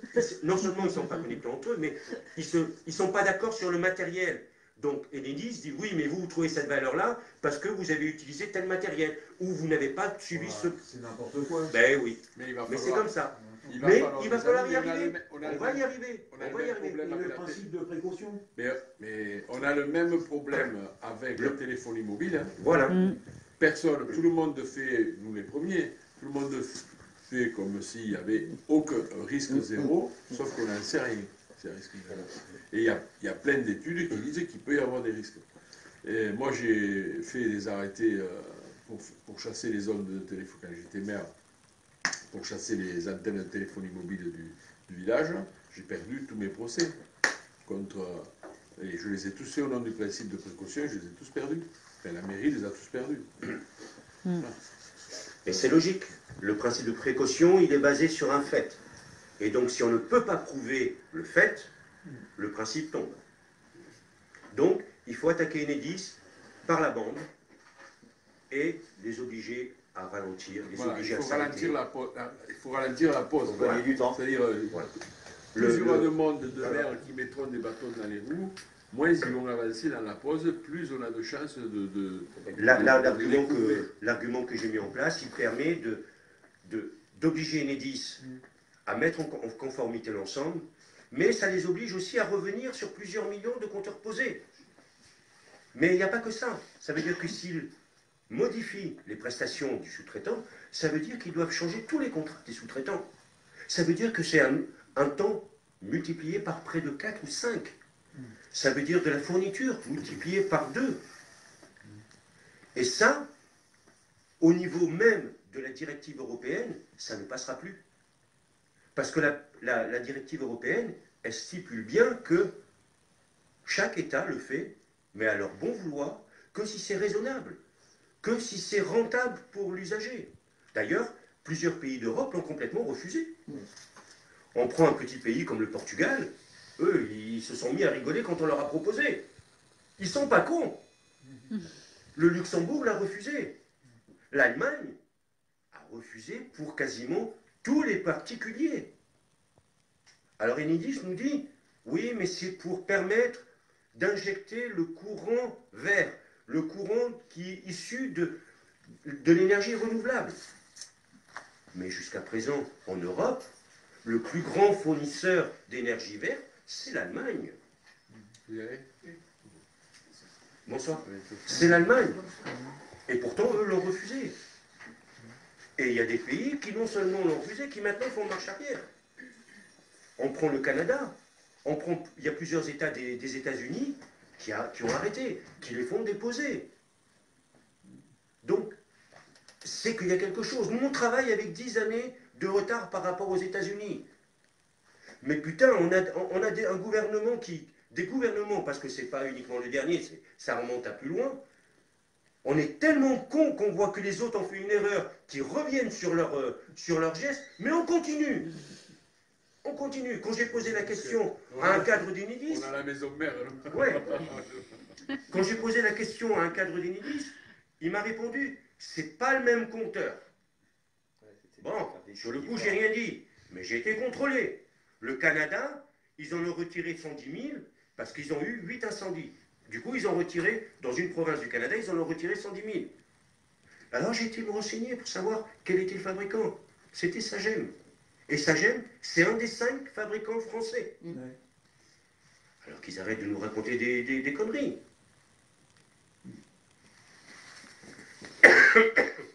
Alors, qu'est-ce qu'il faut faire? Mais il faut refuser. Voilà, il faut refuser. Ce qu'il faut, c'est barricader. Envoyer une lettre de refus et en parler autour de vous. C'est dehors, vous barricadez. De pâte à en fer, une barre, 2 canards. Ils en ont posé chez moi. Et moi, ils m'ont appelé la semaine dernière. Et j'ai dit, elle m'a dit, c'est pour prendre rendez-vous. Ben, je dis non, moi, j'en veux pas de ça. Alors, elle m'a dit, bon, bah, je prends note, elle m'a dit. Ouais. Voilà. Ben, vous avez de la chance. Mais là, c'est peut-être inédit, parce que le poseur, en général, ils insistent beaucoup plus que ça. Moi, ils m'ont appelé 3 fois. Ils en ont déjà mis chez votre voisin, vous dites ici? Oui, dans la rue à côté. Là. D'autant plus que c'est pas gratuit la pause. Hein. Non. Ça va. C'est entre 130 et 150 euros, et ça va être remis dans 2 ou 3 ans sur des factures que vous allez recevoir. Dans 2 ou 3 ans? Oui. Ouais. C'est pas tout de suite. À partir de 2021, tous les mois, vous allez avoir une petite somme qui va partir. Voilà. Ah ouais. C'est pas gratuit la pause. Hein. Et pourtant, déjà sur le principe. Ils nous disent que c'est gratuit, ils le disent. Ils le disent, hein. Ils disent que c'est faux, mais c'est pas gratuit. Moi j'ai une question. S'il y a des incidents, un incendie ou quoi que ce soit, on ne peut pas se retourner. Enfin, on peut se retourner contre Enedis. Non. Je dis non parce que actuellement, jusqu'à présent, les compagnies, lorsqu'il y a un incendie, les compagnies d'assurance remboursent sur la garantie électrique. C'est-à-dire que dans la mesure où c'est un accident électrique, ils remboursent. Mais il faut savoir que dans les statuts des compagnies d'assurance et dans les conditions générales de vente que vous avez tous, il est bien stipulé que si la cause est reconnue et avérée, il faut que le responsable remette ses conclusions pour être inclus dans le remboursement. C'est-à-dire, en gros, si vous avez un incendie chez vous qui se transmet chez moi, ma compagnie d'assurance va me rembourser, mais va se retourner contre votre assurance. D'accord. Dans le cas présent, ça ne se fait pas. Mais les compagnies d'assurance ne sont pas des philanthropes. Ça veut dire que lorsqu'ils savent déjà ce que ça leur coûte. Mais actuellement, les experts ne sont pas formés pour déterminer les causes des incendies électriques. Il n'y a que des experts judiciaires ou dans certaines casernes où ils ont du personnel en très faible quantité qui soit suffisamment experts pour dire l'incendie vient de là et vient de là ou de là. Mais actuellement, la plupart des experts bâtiments que sont utilisés par les compagnies d'assurance ne sont pas formés. Mais il va venir un moment où ils vont former leurs experts, et dans ce cas-là, oui, il y aura des problèmes. Parce que dans la mesure où la compagnie d'assurance dira « oui, mais là, c'est le compteur, moi je ne rembourse pas », là, il y aura un problème, puisque, encore une fois, Enedis, ce sont des enfoirés, je pèse mes mots, et je vous conseille de lire les conditions générales de vente. C'est difficile à lire, parfois difficile à comprendre, mais je vous conseille de le lire 2 fois s'il le faut. Moi, il m'a fallu 2 fois pour le comprendre. Mais de toute manière, en cas d'incendie, vous êtes le seul responsable. Oh là là. Parce qu'il vous oblige, lorsque vous posez le Linky, il vous l'oblige à ce que votre installation soit aux normes en vigueur. pas aux normes de l'époque où ça a été construit, mais en vigueur. Alors là, j'ai une question aussi. Donc, en électricité, suivant le courant qui passe, c'est le diamètre des fils qui change, d'accord? Tout à fait. D'accord. Et si c'est une ancienne installation et que le diamètre des fils ne correspond pas à la puissance du compteur, il ne devrait pas pouvoir le poser. Alors, ça, ça appelle deux réponses. Votre disjoncteur, le disjoncteur général, à partir de l'aval, ça vous appartient. Ce qu'il y a avant, c'est Enedis. Donc, ce qu'il y a après, si vous n'avez pas de changement de mode de vie ou de nouveaux appareils, ça ne pose aucun problème. Par contre, si vous augmentez la puissance de consommation, là, c'est votre responsabilité. C'est à vous de dire, de faire contrôler votre installation. Mais c'est tout. Ce qu'il y a en amont, c'est Enedis. Par contre, les câbles qui sont entre les fusibles EDF, qu'on appelait les fusibles EDF, qui alimentent le compteur, qui ensuite viennent alimenter le disjoncteur, souvent, c'est les propriétaires qui les avaient posés. Actuellement, les nouvelles constructions, ça se passe comme ça, mais ça se met aux normes. Mais à l'époque, les normes étaient moins draconiennes. Et donc, les câbles étaient soit vieux, soit insuffisants en section. Et lorsqu'ils changent le compteur, ils ne les contrôlent pas. Et donc, même si vous modifiez votre installation, que vous l'améliorez, et ainsi de suite, ces câbles-là ne sont pas bougés. Ça veut dire qu'eux peuvent chauffer, enflammer le tableau bois, et enflammer votre maison. C'est indéniable. Mais le restant, c'est vous. Le restant, c'est à vous d'être aux normes. Mais par contre, le fait d'avoir une installation, un Linky, ben eux, ils se dégagent de toute responsabilité. Ça veut dire que vous acceptez ces conditions générales de vente, et donc c'est vous qui êtes responsable de votre installation. Elle doit être aux normes, en vigueur. Oui, c'est vrai. Donc vous êtes le seul responsable, donc ils ne vous rembourseront pas. Vous n'aurez que les yeux pour pleurer. De toute façon, s'il y a des voisins, des gens que vous connaissez que ça intéresse, bon, on va refaire une réunion début janvier, parce que je vois qu'il y a des gens qui sont branchés, etc. Et, parce qu'on est en direct là. Et donc, mais vous pouvez leur dire qu'ils rentrent en contact avec nous, et on les mettra en contact avec l'association éventuellement. On va refaire une réunion. Il faut me donner toutes vos coordonnées là. Alors, c'est simple, il y a deux collectifs où vous pouvez me joindre très facilement. C'est Non au compteur Linky, Bâche 66, ou alors Stop Linky, Languedoc-Roussillon. Moi, je m'appelle Cohen-Henri. Et puis, si vous passez par moi, il vous donnera mes... Voilà. Et donc, même en messagerie privée, vous pouvez me poser autant de questions que vous voulez, même si je ne suis pas sur place au moment voulu. Je vous répondrai. On a les moyens de réagir aussi. Là, j'ai été avec quelqu'un de TESA, je crois. Je connais bien TESA. Il m'a dit de venir ce soir. Voilà. Oui, on se voit souvent. Cécile. Cécile, oui. Cécile. Parce que non au compteur Linky à Bâche 66, parce que ne pas confondre avec l'autre Bâche, avec les étrangers. Donc, ou alors Stop Linky, Languedoc-Roussillon. C'est important de dire aussi à vos amis, vos voisins, que, parce que peut-être ils n'osent pas le dire, parce qu'on croit, comme c'est Enedis, on croit que c'est obligatoire et ils ont l'aplomb. Il ne faut pas en avoir peur. C'est pas un service public. Vous n'êtes pas obligé. Vous n'êtes pas obligé. Il ne faut pas en avoir peur de ces gens-là. Il y a ma photo. Hein. Vous allez voir quand je fais une parution, une publication, il y a ma photo. Ils effrayent les gens et surtout les personnes âgées, les personnes générales de vente. Oui. Ça veut dire, si on n'a rien signé, ils ne peuvent pas nous installer. Un contrat, c'est bilatéral, je ne comprends pas, moi, ce bazar-là. Un contrat est dit bilatéral, Oui. c'est vrai. Sauf que dans tous les contrats, toutes les conditions générales de vente, même les anciennes, il est stipulé à un paragraphe, après ça dépend de l'année et ainsi de suite, il est stipulé que d'emblée, vous êtes censé accepter toute évolution des conditions générales de vente. C'est ce qu'on appelle une clause abusive. Mais pour qu'elle soit reconnue abusive, il faut les attaquer. Donc tant qu'on ne les attaque pas, elle n'est pas abusive. Donc vous êtes tenu d'accepter les conditions générales qui suivent. Personne ne les attaque. Voilà. Donc c'est très litigieux. Donc il y a beaucoup de clauses abusives. Mais il faut les attaquer, il faut que le tribunal les reconnaisse abusives. Sinon vous êtes tenu de les suivre. Donc, Mais ils sont tenus de nous envoyer ces conditions générales de vente avant de l'installer ou pas? Non. vous voulez poser des questions? Non. Ils sont, la seule obligation, c'est de vous les communiquer. C'est tout. Suivant le code de la consommation, c'est bien marqué, les conditions générales de vente sont à communiquer.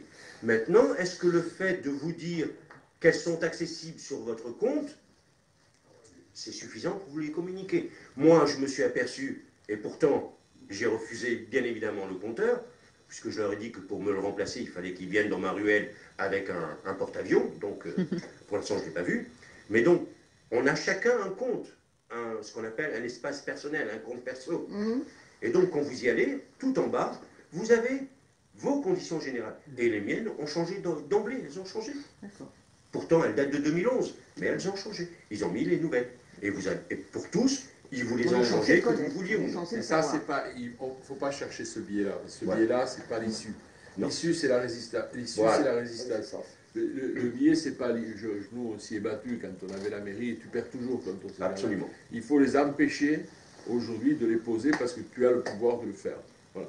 Et donc, on résume, tu ne laisses pas rentrer chez toi, enfin, tu écris que tu ne veux pas, tu l'écris au maire, tu ne les laisses pas rentrer chez toi, si tu as un compteur à l'extérieur, tu le barricades et tu mets une affichette en disant « Je refuse le Linky, absolument, je refuse le Linky. Voilà. Et donc, et parler maximum aux voisins, etc. Et si jamais il y a des gens qui vous harcèlent, le faire savoir, soit à nous, soit à eux, soit on communiquera. Hein. Voilà. Mais ils n'ont pas le droit. Vous harceler, c'est déjà une infraction.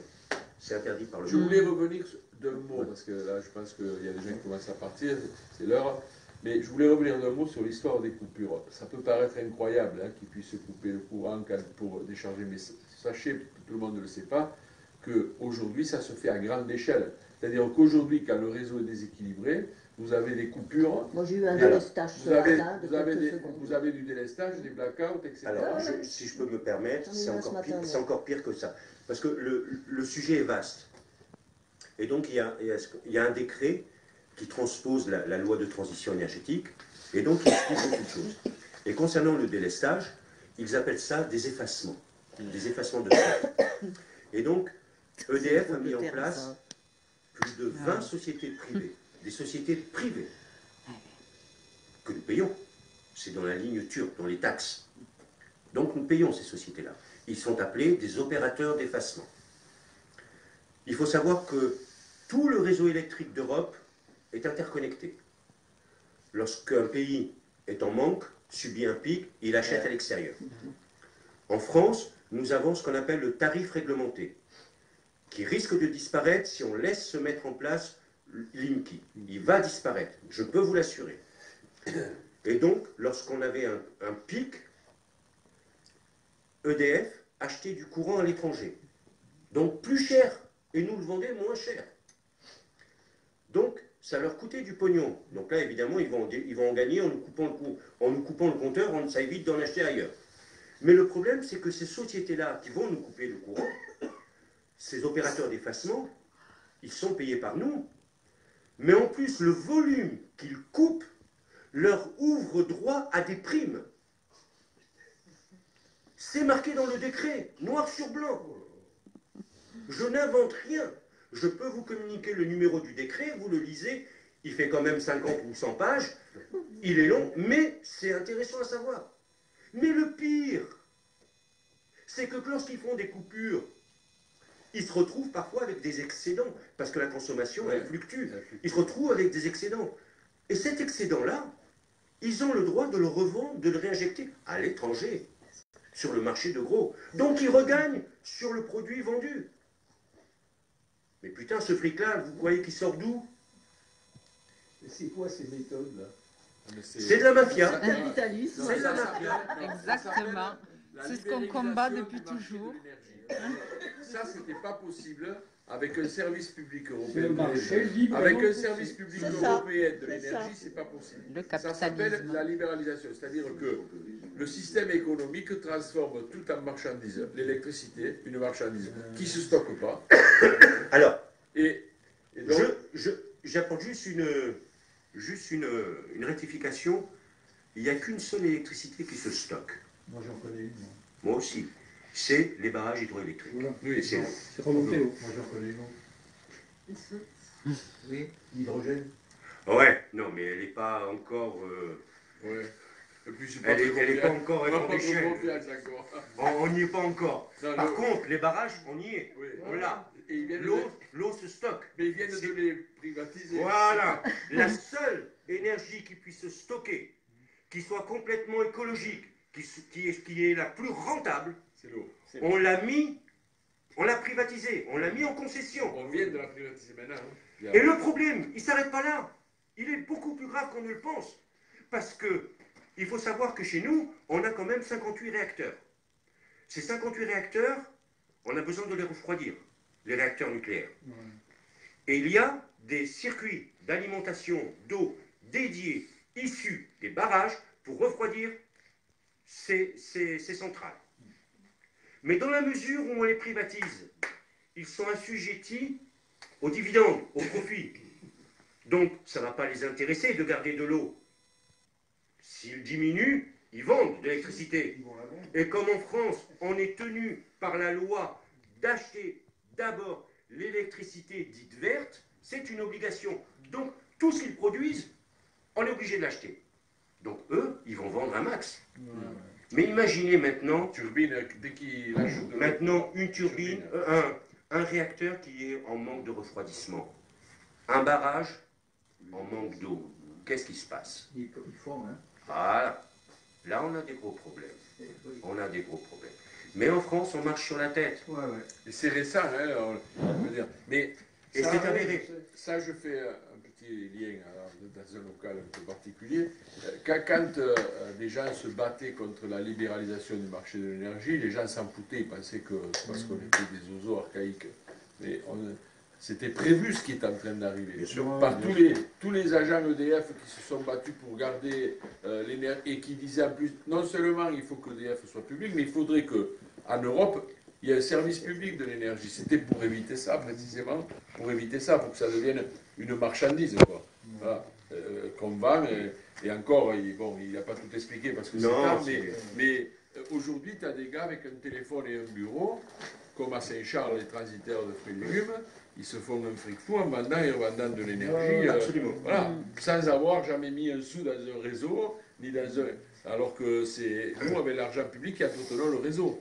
Un des plus grands milliardaires. J'ai une question et après c'est fini. Allez-y. Donc j'ai refusé. Et si je continue et si j'insiste, est-ce que je risque d'être attaqué au tribunal? Non. Non. Là-dessus, je suis catégorique. Ça risque de se finir comment alors? La seule chose qu'ils peuvent faire, pour l'instant, c'est vous menacer d'un coût de relève supérieur. Le relève d'index. C'est-à-dire que le prix de la relève, ils vont vous dire... Alors, il y en a qui Parce annoncent qu'on paye la relève. Mais on paye déjà la relève. Officiellement, actuellement, tout le monde paye la relève. Elle coûte aux alentours de 24 € et des brouettes, un peu moins de 25 €. Officieusement, il est question que le coût de la relève, quand ils viennent relever votre Le releveur. Et donc, actuellement, il est question, ce n'est pas encore promulgué, que le coût de la relève passe à 29 €. C'est-à-dire qu'il y aura un peu plus de 4 € de différence. Voilà le côté officiel. Maintenant, c'est vrai qu'on n'est pas à l'abri, mais là, plus ça avance, moins il y a de risques, qu'ils fassent un exemple sur un tel ou un tel et de le mettre au tribunal, mais j'y crois quasiment plus. Mais quel au juge début. va condamner? Voilà. Il déclencherait une réaction qui ne veulent pas. Voilà. Donc, et le problème, c'est qu'ils ont peur de la jurisprudence. Et actuellement, il y a beaucoup de procédures qui se mettent en place. Il y en a d'autres qui finissent mal. C'est ce que je prévois parce qu'ils reprennent les mêmes arguments qu'au début. Mais il y en a d'autres qui arrivent avec des maires qui ont la poigne, qui sont de véritables Gaulois et qui ne se laissent pas faire. Et donc, eux, maintenant, il y en a même un qui attaque. Non seulement il ne subit pas le tribunal administratif, mais il attaque Enedis. Donc, ce sont des jugements qui vont avoir lieu. Donc, mais ça commence à s'amplifier. Donc, et notre force, c'est aussi notre inconvénient, c'est qu'on est dur, on est difficile à remuer, Mais l'attaque, elle est multiple. Il faut communiquer. Voilà, il faut communiquer, mais plus il y a d'attaques, plus il y a de chances que ça fasse jurisprudence. Et dès qu'il y a une jurisprudence, c'est comme si on avait la clé pour ouvrir une porte. Et là, tout le monde s'en fout. Il y a un autre élément, c'est que moi j'avais essayé de populariser quand j'étais maire, que je prenais les arrêtés anti-coupure. J'avais dit aux autres maires, si on oblige EDF à faire, moi il m'avait fait 15 procès, parce que j'avais pris 15 arrêtés anti-coupure, j'avais pris des arrêtés individuels. Et imagine que dans tous les villages, ils aient 15, 16, 20 procès, les tribunaux administratifs, ils se poseraient la question, qu'est-ce qui se passe? Qu'est-ce qui se passe? Parce que si vous prenez un arrêté individuel anti-coupure, c'était à l'époque, voilà, il y en a 15, il faut qu'ils attaquent les 15. Il ne suffit pas d'en attaquer un. Au début, j'en avais pris un collectif pour le village. Il avait attaqué, et l'avocat m'avait dit, prends-en un individuel. Alors j'avais pris individuel. Et donc, ils ont attaqué les 15. Mais imagine-toi, si tu multiplies ça par 100 communes, ça fait 150 fois que tu déplaces le juge administratif pour juger d'une... À un moment donné, tu dis, il se passe quelque chose, il faut qu'on regarde, il faut qu'on gratte, voir s'il n'y a pas moyen de... Donc, les maires, ils n'ont pas... Ils ont peu de compétences maintenant parce qu'on leur en prend beaucoup, mais celles qu'ils ont, ils ne les prennent pas, ils ne s'en servent pas. Aujourd'hui, un maire, il a beaucoup de pouvoir. Hein. Il a essayé d'expliquer à Bage, et il n'ose pas. Non, mais le maire reste le propriétaire. Il y a un CIDEM, mais le maire, il reste le propriétaire. L'autorité de la salubrité, l'autorité, il a plein d'autorités. Bon, Pierrette, elle est partie, mais moi, j'ai fait mettre les menottes à 2 agents EDF. Parce que j'avais pris un arrêté du maire, il est inviolable, tant que même Sarkozy ou maintenant Macron, il ne peut pas violer un arrêté du maire, tant qu'un juge administratif ne l'a pas cassé. Tant qu'un juge ne l'a pas cassé, il ne peut pas être violé. Le maire, il a le pouvoir de police d'arrêter quelqu'un qui viole son arrêté. C'est-à-dire... moi, j'avais fait ça avec les agents EDF. J'avais fait mettre sur la porte d'une famille aux HLM l'arrêté pris pour pas qu'on les coupe. La dame qui était là au fond de la salle tout à l'heure, elle est allée voir les agents. Elle a dit, vous rentrez pas. Et ils ont dit, notre seul patron, c'est le directeur d'EDF. Elle m'a appelé, j'ai envoyé la PM. Et on les a foutus à la mairie. Et j'ai dit au directeur d'EDF, vous venez chercher vos agents, ils sont là. Et après, comme il dit, il faut que tu sois capable de le faire, de dire, voilà, je ne me démontre pas. Ça dépend du maire, et l'argument que j'avais commencé à mettre, enfin que j'ai mis en ligne, et qui est repris par les différentes communes, il est issu de ce qu'on appelle le règlement sanitaire départemental. Et ça a une valeur d'arrêté préfectoral. Ce qui veut dire que là, c'est le maire qui fait appliquer un arrêté du préfet. Donc le préfet, c'est difficile pour lui d'attaquer. C'est lui qui l'a promulgué. Donc ça commence à faire son chemin. C'est un argument qui tient la route. Donc on a bon espoir. Depuis quelques jours, il y a un autre argument que j'ai commencé à diffuser, qui est plus vicieux. Mais il faut savoir que ERDF a ce qu'on appelle une servitude sur tous nos bâtiments et sur toutes nos propriétés, y compris les parcelles en jachère, puisque parfois ils passent au-dessus ou en dessous. Donc ils ont ce qu'on appelle une servitude reconnue d'utilité publique. Pardon, ça veut dire qu'ils peuvent rentrer? Non. C'est une servitude. C'est un peu comme... un droit de passage. Soit un droit de passage, soit un droit d'utilisation. Ah, les fils, pas les non. C'est la servitude, elle est bien ciblée. C'est-à-dire, ils peuvent passer au-dessus, ils peuvent passer en dessous, ils peuvent s'accrocher, ou ils peuvent même élaguer les arbres qui les gênent. Ce sont les servitudes qui sont reconnues officiellement. Le fameux CPL qu'ils envoient maintenant, ne faisait pas partie de la servitude. Ce n'est pas un système pour avoir du courant, c'est un système de communication. Donc c'est une aggravation de la servitude. Et donc j'ai fouillé les lois françaises, et il y a un article, l'article 702 du Code civil, qui dit on ne peut aggraver la servitude d'un immeuble déjà grévé. Donc ils sont obligés de vous demander votre avis, votre accord, et de signer une convention de servitude. C'est la loi. des maires commencent à le recueillir. Donc, mais il n'y a que quelques jours que je l'ai mis en ligne. Donc il faut le temps que ça se propage. Mais c'est un argument qui est important. Surtout que maintenant, il y a des préfets, il y a deux préfets de région qui commencent à diffuser le fait que Enedis pourrait éventuellement poser un deuxième compteur à l'extérieur des maisons, pour ceux qui ont le compteur intérieur. Ah ouais, tiens, c'est marrant ça. Oui, oui, non, non. C'est ce qui commence à diffuser, histoire de faire peur et d'influencer les gens. Mais on ne peut pas. C'est chez toi. Même Non seulement c'est chez toi, mais s'ils le mettent à l'extérieur, ils sont obligés de s'accrocher sur votre mur. Ah oui, voilà. Donc, c'est ton mur. Donc c'est une aggravation de servitude. C'est ça. Alors ils peuvent dire, je mets un poteau, je ne touche pas à votre mur et je me... Mais ils ne peuvent pas non plus. Dans toutes les communes, il y a ce qu'on appelle les règles d'urbanisme, les règles d'alignement, les règles des saillies. Il y a des codes. Et ils ne peuvent pas. Le domaine public, il se termine à l'aplomb de votre mur, sur le trottoir, la chaussée, tout est le domaine public. Et donc, il ne peut y avoir de servitude. On ne peut céder à une société privée, on ne peut céder un bien commun. C'est interdit par la loi. Donc là, il y a une procédure. Il y a toute une procédure. Donc les maires ont le moyen de se défendre. Ils ont compétence. Donc ils ne pourront pas le faire. Donc on a des arguments, mais maintenant il faut que ça grossisse, que ça s'amplifie et que les procédures arrivent au bout. Donc rassurez-vous. Oui. Vous laissez votre vieux le compteur qui est actuellement. Si vous avez une panne, oui. Vous l'appelez, ils sont obligés de le faire. Ou ils vous changent le compteur, même si vous le faites. Alors, voilà, il faut. Alors, lorsqu'un compteur tombe en panne, il faut malheureusement un peu de patience. Il faut les prévenir, en recommander. En recommander pour ne pas tomber dans le coup de la fraude. C'est-à-dire que s'ils ne comptabilisent plus, il faut les prévenir. Leur dire, attention, votre compteur ne marche plus. Rien ne vous empêche de leur dire, mais méfiez-vous, moi je pars en voyage. Donc il n'y aura pas de consommation, parce que je m'en vais.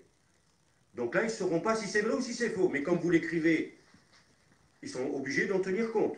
Donc là, ça les oblige à dire, oh là, s'il s'en va longtemps, et que ce n'est pas vrai, il va consommer, et on ne va rien pouvoir payer, puisqu'on le sait. Donc, ils vont venir une première fois vous répondre au téléphone que c'est impossible, qu'ils n'ont que des compteurs Linky. Dans ce cas-là, vous leur dites non, il y a encore des compteurs normaux. Vous ne voulez pas, vous êtes obligé. Moi, je paye ma facture, vous êtes tenu de par la loi de me fournir du courant. C'est la loi. La loi leur interdit toute discrimination. Donc, si certains n'ont pas le Linky, je ne vois pas pourquoi moi j'aurais le Linky. C'est la loi. Aucune discrimination, et c'est marqué sur plusieurs textes. Donc, il faut insister. Ils vont vous dire, mais on n'en a pas, c'est le Linky ou rien. Non, non, c'est un compteur traditionnel, rien d'autre. Et je l'achète le cas échéant. Et le cas échéant, c'est ce que je vous disais au début, je vous le fournis. Je paye les 80 € avec plaisir. Ça vaut 80 €, tu l'achètes hein? Et ils viennent.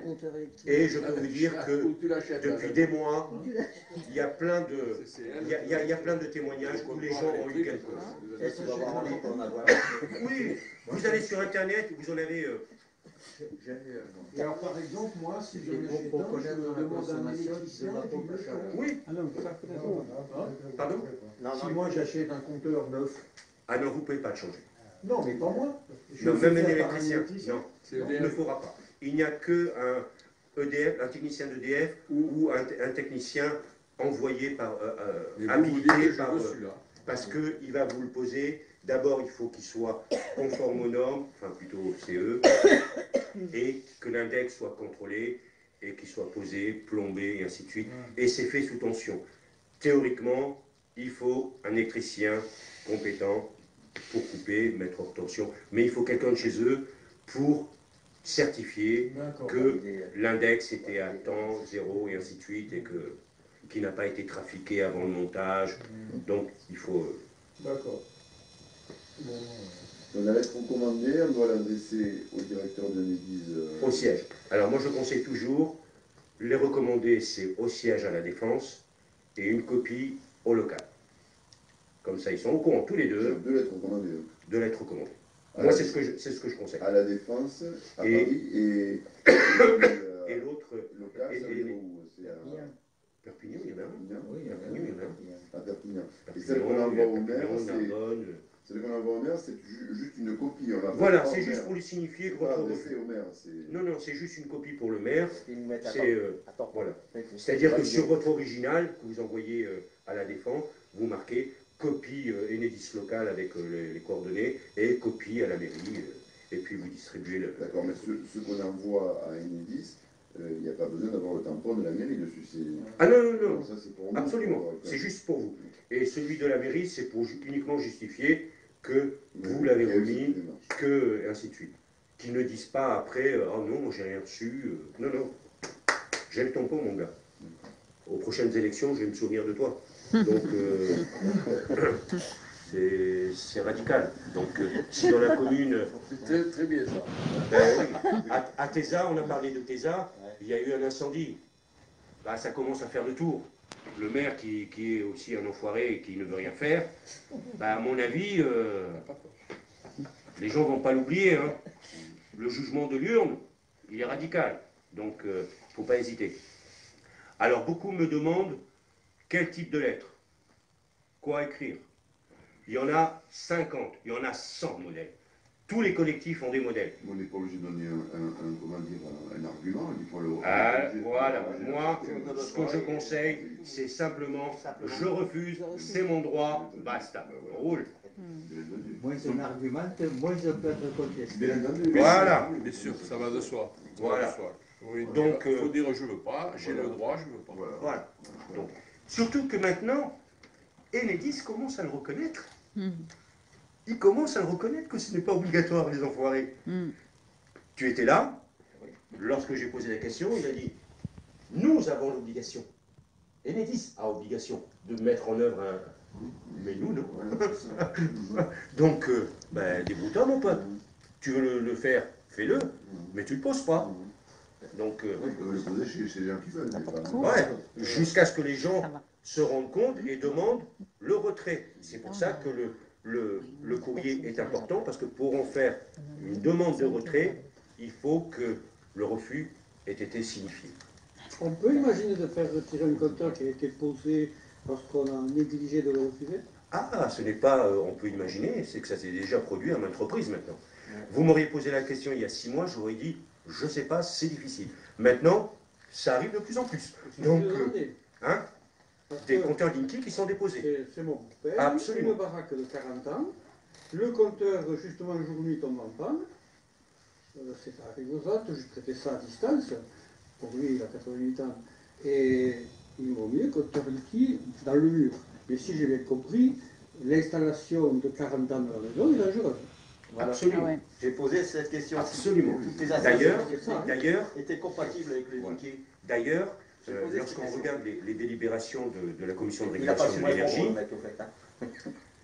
lorsque la délibération sur le retour de test, le retour d'évaluation de la période de test, ils disent bien qu'il y a certains cas où le compteur n'a pas été posé, lorsque il y avait une trop grande proximité du compteur de gaz, lorsque les fileries, les câbles étaient trop vieux, par exemple les vieux câbles en coton, vous savez, ça remonte à loin.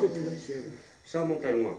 Mais ça, je l'ai stipulé pour certains comme étant un argument de refus, un argument de retrait, parce qu'ils ne peuvent pas venir contrôler votre installation, mais il suffit de leur dire, la Creux vous interdit de le poser lorsqu'il y a des fils. Et moi, j'ai une pièce qui date de 50 ans, et j'y ai rien touché. Elle est d'époque. Donc, voilà.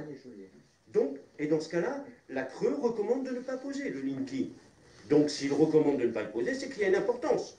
C'est que l'état des câbles, l'état de l'installation est important. Donc, ça, ce sont des éléments que l'on peut leur rétorquer. Ouais, mais depuis le 1er janvier 2018, il y a une loi qui est sortie, si je ne me trompe pas, qui oblige les propriétaires à mettre leur installation aux normes. Donc, non. C'est la mise en sécurité et non pas la mise aux normes. C'est une mise en sécurité sur un certain nombre de points, mais uniquement pour les propriétaires bailleurs. Pas pour les propriétaires, uniquement les propriétaires bailleurs. C'est-à-dire que lorsque vous mettez en location, régulièrement, vous devez faire un contrôle sur certains points, pas la mise aux normes. Il faut savoir que la mise aux normes, en ce qui nous concerne, les normes, à part certaines, elles sont d'application volontaire. Mais il y a des normes, il y a des points précis qui entrent dans la mise en sécurité, comme par exemple un différentiel, comme par exemple le détecteur de fumée, certains points qui sont devenus obligatoires pour un propriétaire bailleur. Non mais, ils ont... C'est pour ça qu'il faut se barricader, cadenasser, parce qu'ils avertissent pas toujours. Ah non, maintenant ils interviennent avant d'avertir. Comme nous, on n'a pas été avertis, jamais. Oui. J'ai eu le courrier après. Mais enfin, moi, j'en ai pas voulu, j'ai dit stop. Mais nous, on a eu des cas où des gens recevaient le courrier alors que c'était déjà posé. Tu vas se reposer un peu et ça te fera Donc, bien. ne perdez pas de temps, vous savez qu'ils sont déjà chez vous, parlez autour de vous, barricadez dès maintenant, vous aurez toujours le temps d'envoyer le courrier, de chercher l'adresse, barricadez, par tous les moyens possibles, barricadez. On est en guerre. Bon, très bien, merci beaucoup. Merci M. Cohen. Merci. De cette passion, de cette... voilà, travail. Et je suis à disposition. À disposition, nous aussi, et on va faire une réunion assez rapidement, une nouvelle réunion. Puis si vous avez des voisins, tout ça, on peut communiquer. Je les mets dans le bateau lettre. Ouais. Ah bon. Alors, Monsieur Cohen, vous pouvez nous donner vos coordonnées parce que là, vous êtes en direct. Si les gens veulent communiquer avec vous, Alors, vous avez un compte Facebook. Oui. Sur le collectif Stop Linky Languedoc-Roussillon. Oui. Et puis non au compteur Linky Bage 66. Très bien. Sur des pages Facebook. D'accord. Très bien. Merci beaucoup. Et à la au local du PC.